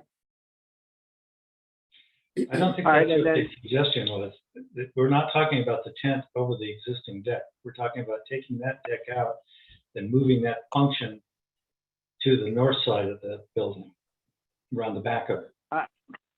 I understand, Mr. Chairman, exactly what you're talking about, and I think that maybe at some point, you know, next week, Barry and myself could meet out on the site and see if there's somewhere that's outside the 50-foot buffer zone that we could site it. Okay. And revegetate that area. Well, let's have a continuance then. Well, I would like a continuance, but I would just like to start a little bit of dialogue that these folks obviously have events planned, and I'm sure it's a busy year after what we've been through with COVID. And until we establish where it's going to go, if it doesn't stay where it is, can we continue to use it where it is until we get through this process? Mr. Chairman, is it possible for us to deal with, you know, the steps on the shed and the tent down in the parking area and deal with the deck and let that come as a continued matter? I'm not sure. Can we break up an NOI like that, Hillary? Well, we couldn't issue the order until all the components are. That's the downside of together. grouping too many things in one NOI. However, you could give them conditional approval, meaning we're not gonna go out and take enforcement action on the particular items that you approve of while we're working to an agreeable solution here. Because I understand that there are people who have weddings planned and everything else and want the use of that Yeah. tent. Yeah. Right. Yeah, I don't think we're talking about the big tent. That's been explained. Exactly. So that's why if additional approval for that and for the 3 steps in front of the shed, then we can deal with the deck. Well, there's also the plantings, which. Yes. And the commissioner, one of the commissioners did request a list of when the events were, so we knew when the tent, how long the tent would be up for. Right. We could request a continuance for 2 weeks. Okay, and what we need is a plan then, as far as where are we gonna do it? When will it happen? Will it happen at the end of the season this year or the beginning, et cetera? Can that area not be used so that you can try out the new area that's the kinds of questions that we would have when you come back to us. I'm sorry, Mr. Chairman. What? I'm sorry, was I not? I didn't understand exactly what you meant. You're speaking about the 310 square foot deck, right? Yes, right. And what were your questions? I wasn't making a question. I was just letting you know that when you come back, we'll have questions about the plan and sequencing of events, et cetera. Okay. Can I ask one additional question? Just thinking Sure. about some mitigation options. Does this property still experience a lot of stormwater runoff down the gravel driveway directly into the boat ramp? In the Yes, it past, does. we've seen that. So I wonder, as part of your mitigation offering, if you might do something with the drainage running down the driveway to capture it before it runs to the beach. Maybe some planting or something, or a swale or some way to capture it so it's not just a direct runoff into the harbor. Would you be talking a swale somewhere down in the beach area? Is that the idea? Maybe even like funneled into your phase 1 restoration area, just some way to catch some of it so that it doesn't just run right on down in those big storms. Just a thought as to mitigate. Yeah. It's a really good point.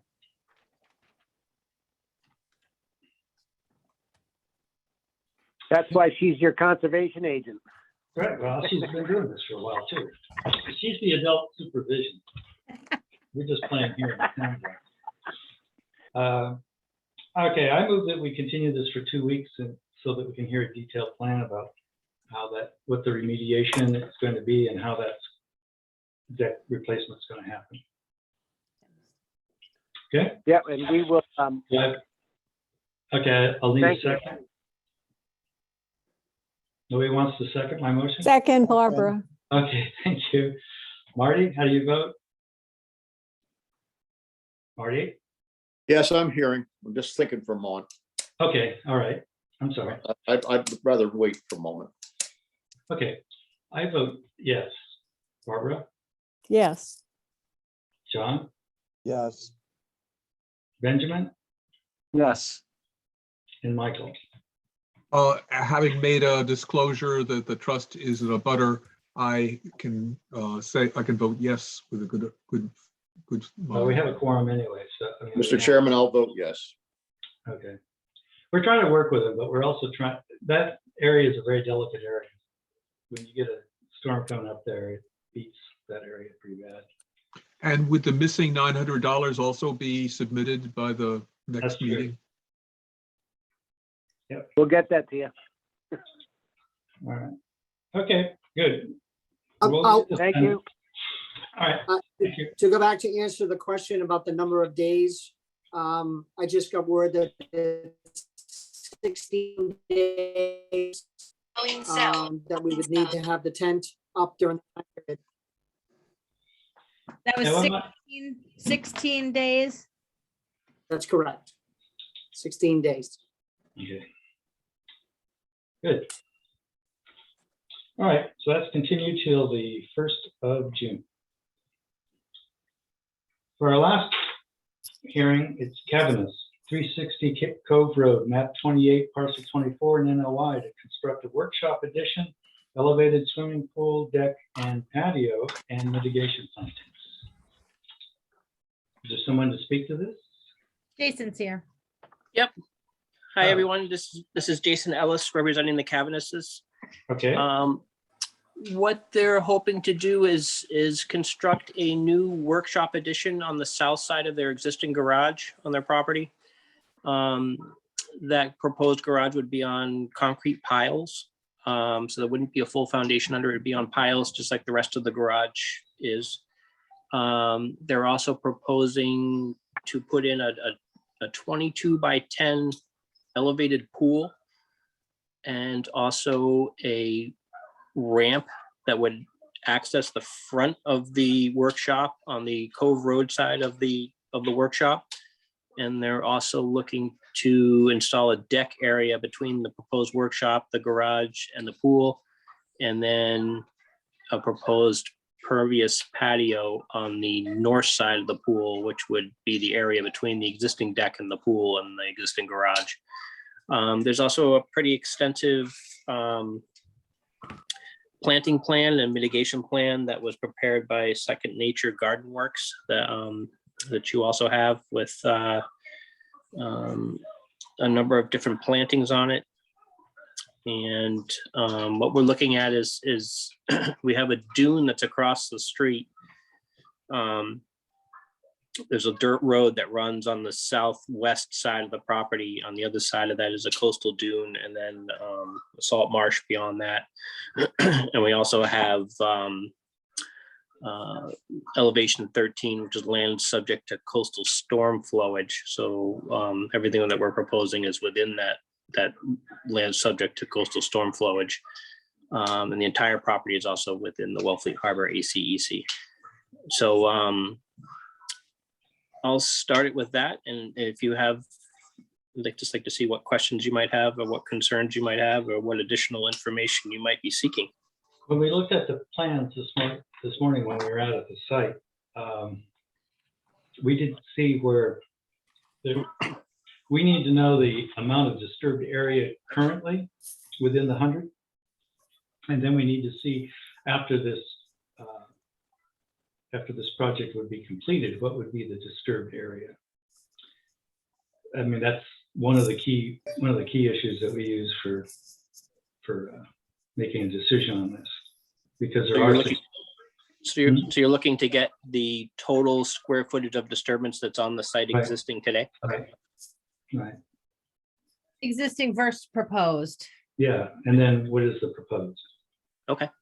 So with that information, we would be better able to make a decision. Okay. Leon, I have Yes. Marty, Go you want to ahead. go first? Sure. All right, Go ahead. Marty, why don't you speak? Yeah, I just was wondering, the garage that is proposed, it's right adjacent to what looks like another garage. Are you going to keep the garage, or is that going to become living space, or? It's actually a workshop that's proposed, not a garage. But the So it's a workshop was proposed above it, no? No, it's the whole area is a workshop. The whole addition is a workshop. So there's an existing garage, and the workshop is on the south side of that. So it's the whole area would be workshop. So the existing garage is just going to be remaining as a garage? Yeah. Correct. Yeah. And the new garage you're showing is going to be just workshop? Correct. Okay. Michael, did you have something? Yes, I'm a little unsure. In June of last year, we approved an RDA to remove and replace the deck. And at that point, you were asked to tell the total disturbance on the plan, which apparently didn't happen. Has everything that's been in this approved RDA been done? I believe everything has been done that was on the approved RDA. All that work has been completed. Yep. Okay, and then I had a question. There's clearly been some cutting of trees on the property. Is the owner aware of that? Did the owner do that? They just acquired the property about a year ago. So I think a lot of that stuff existed prior to the Cabinets taking ownership of the property. It doesn't look to me like this pine tree is a year old. No. It looks fairly freshly cut, and there are some stumps in that area. Okay. And so they should be fully aware there's some cutting of these trees, that anything that's in the flood zone really has to be approved. Okay. There's also the issue of raised beds that are not on the plan at all. Correct. So what is the owner proposing to do with these raised beds? Yeah, those they did recently, and we're unaware that they needed to get approval for that. They're aware now that I made them aware that they needed to get approval for that too. And their intention was is just for vegetable garden is all they're looking for that. So I mean, that's something we can add to the plan. So. Okay. And there's also, I guess, the question of the total square footage. As you know, that the Wellfleet environmental protection regulations say that there cannot be more than a total of 3,000 square feet in the 100-foot buffer zone. I presume that also applies for the floodplain, and a total of no longer than 5,000 square feet on the entire property within the buffer zone. So that's one of the reasons I think we're quite hesitant to approve this without that information. Now, do those areas of disturbance, do those include, you say it's in the 100-foot buffer zone, but does that also include within the ACEC and within land subject to coastal storm flowage, or is it only in the 100-foot buffer zone to the coastal dune? It's only in the 100-foot buffer zone. Okay. Which is about a third of the house, most of the current decks that were approved, the pool, the patio, the existing garage, the proposed workshop, all of that is within the 100. Right. So that's the square footage that we're looking at, that we need to know. I also have a question. You're talking about Horton steel walls surrounding the pool. How deep do those go? I believe they're right on grade. So that's an elevated pool. It's just like a tile phase. So it's just sitting on the surface. Yeah. Yeah, this is Shannon Goheen and Tom Hutner, the landscape. Second Nature Garden Works. Yeah.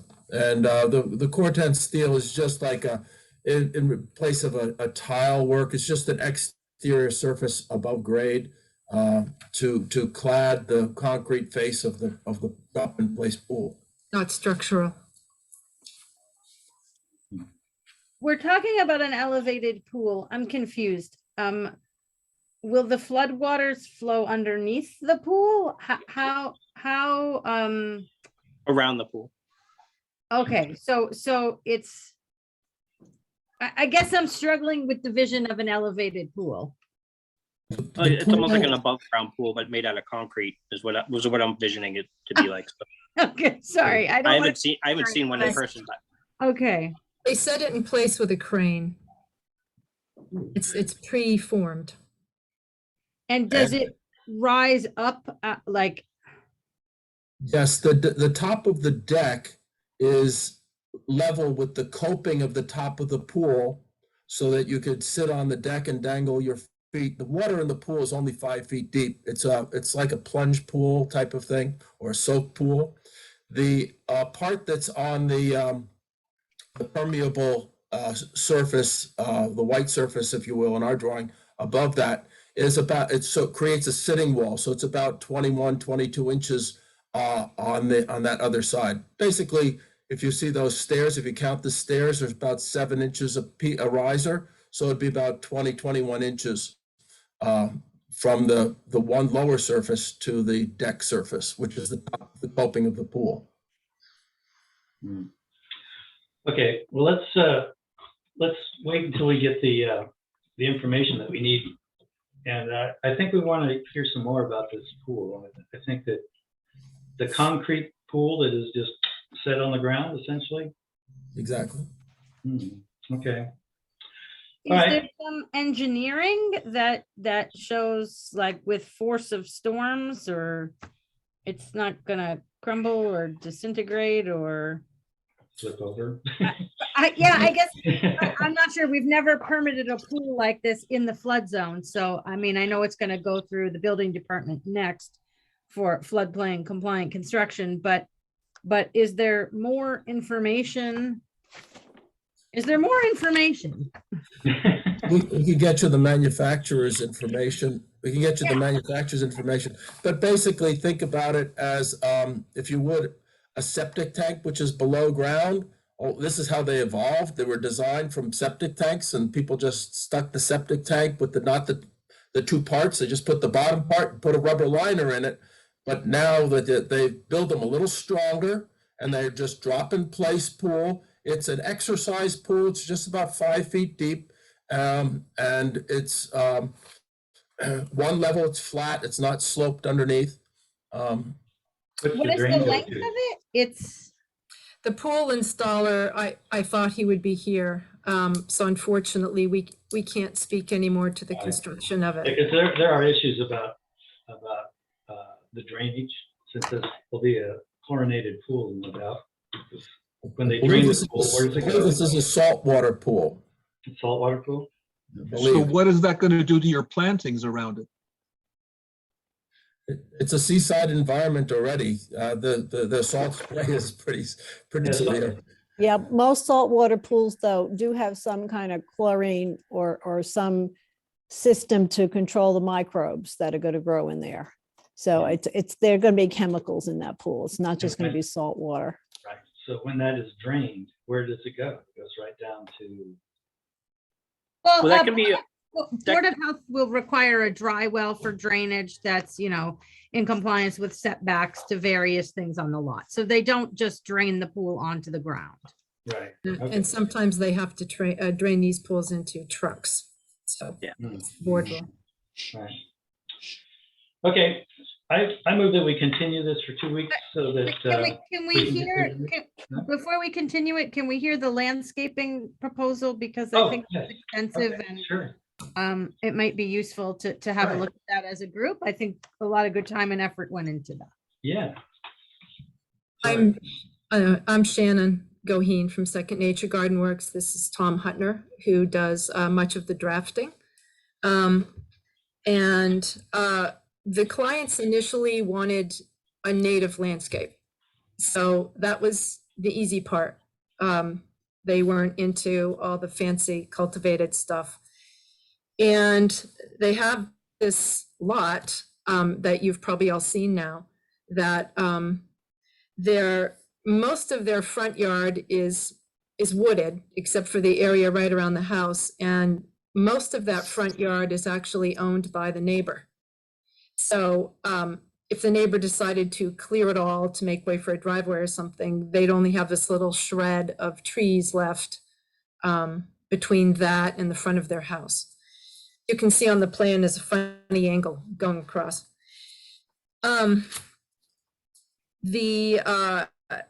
There's not much to mitigate because it's already planted. There's just not like there's extra land that is planted in anything other than natives. So it's really a matter of putting back what comes out. And so I tried to make that better, try to make it better than what it is currently. Where cedars come out, cedars go back in. Where bayberry and beach plum come out, bayberry and beach plum go back in. That was how we stuck to it. All the grasses, native ones that we already have in our woods. There's some cool prickly pear there that only Wellfleet has, and so I wanted that to stay. And they're requesting 3 pitch pines that are close to the house, right in front by the stairs. They were asking if we could take those down. They do appear to have some sort of bug damage. So that was something that we wanted to do, and we would be putting back shad, smaller things, shads, native viburnums, that kind of thing in the front yard, particularly to start to give them a little bit of a thicker protection in case the neighbor does decide to cut down their trees, because they could. I'm just checking my notes, I'm sorry. See what else I want to tell you about that. Oh, and then the driveway right now is this kind of unattractive, weird, big open circle that is down at the bottom of a hill.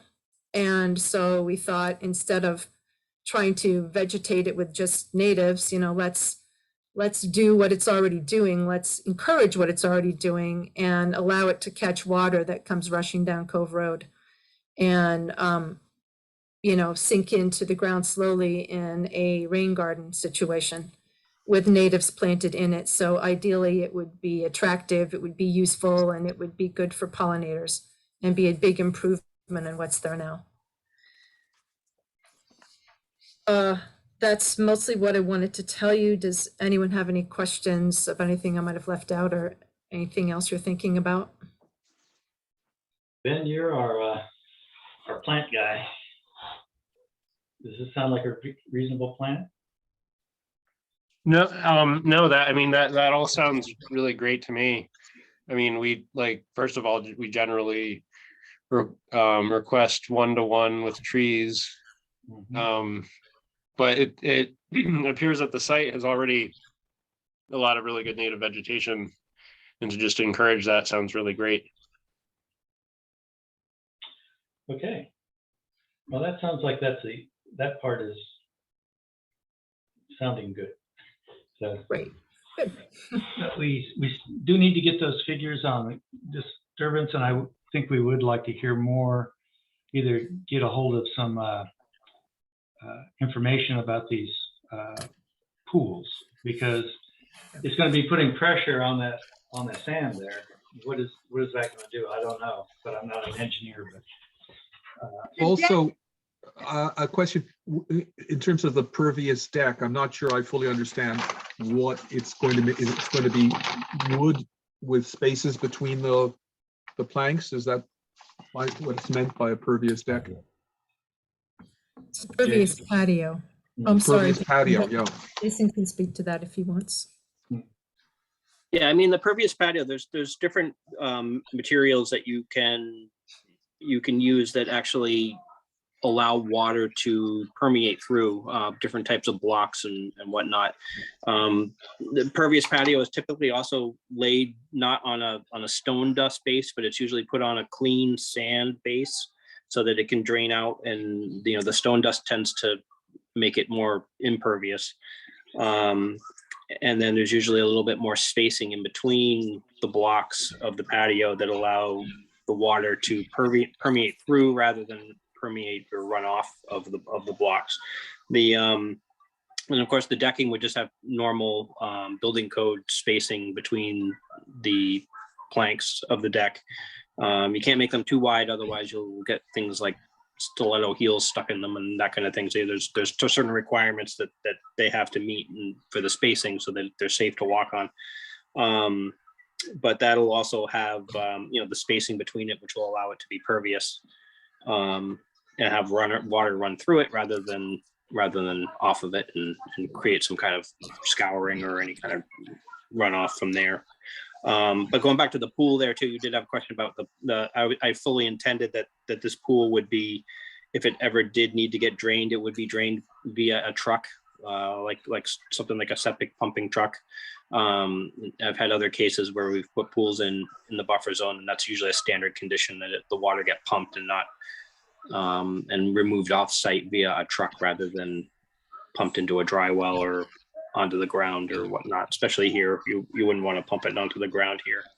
So Okay. one Go more ahead, Lori. question. Yeah. The rain garden, which I think looks lovely, seems to coincide with this little circular elevation on Jason's plan. And it looks like 3/4 of it is outside the property, sort of in the road layout. So I'm wondering, can that be shifted onto the property, or is there no clear sort of difference between the edge of the road and the edge of the property? Or Jay, do you know how wide the road is there?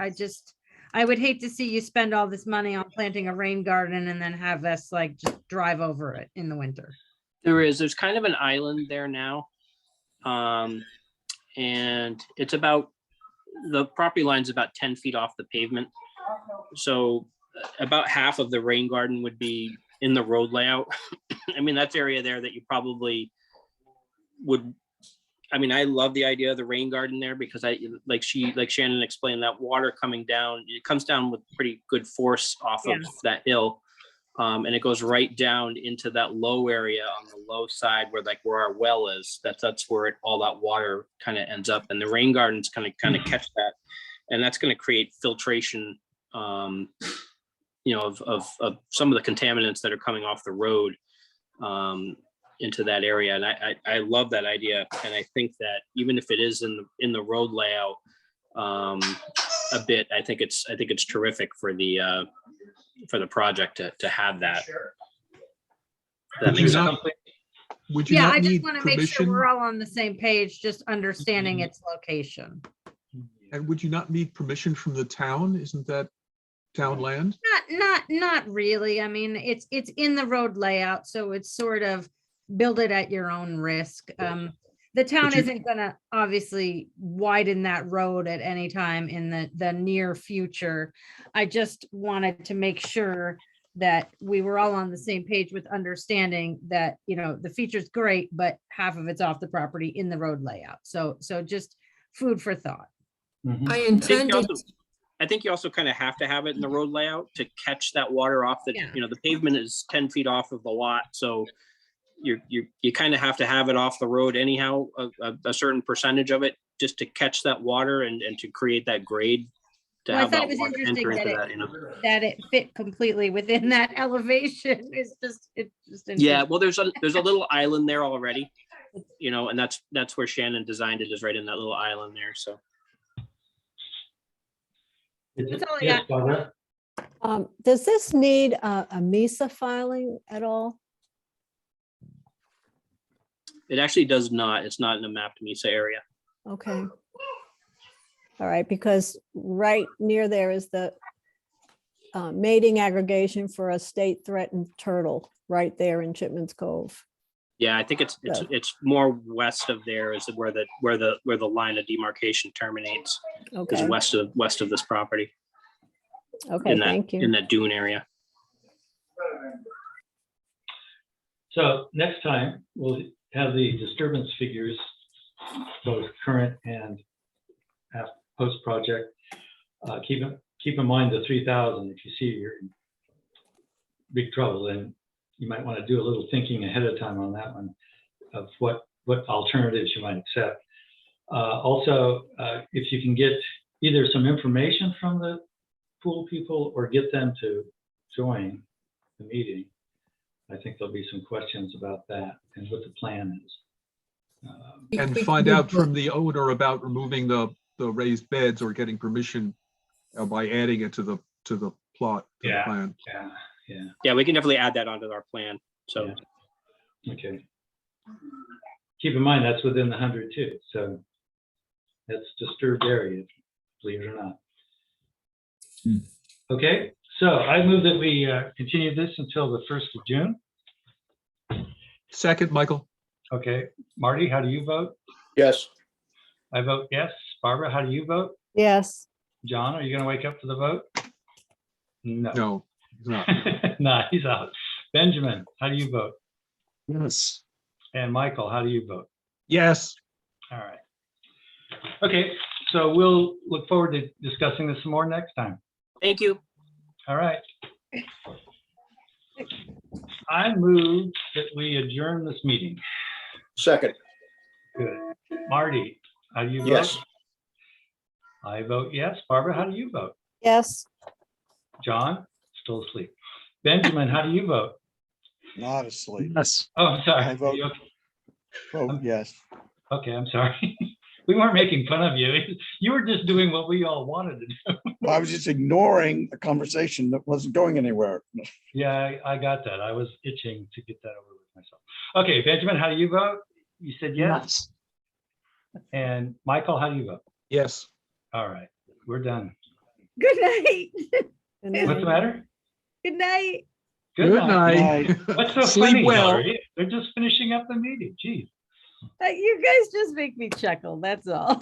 Well, that's better than hating us when we leave. So yeah. Yes. No. Good night. Good night. Good night. See you later. Good meeting, Leon. Thank you. Thank you, everybody, for your participation.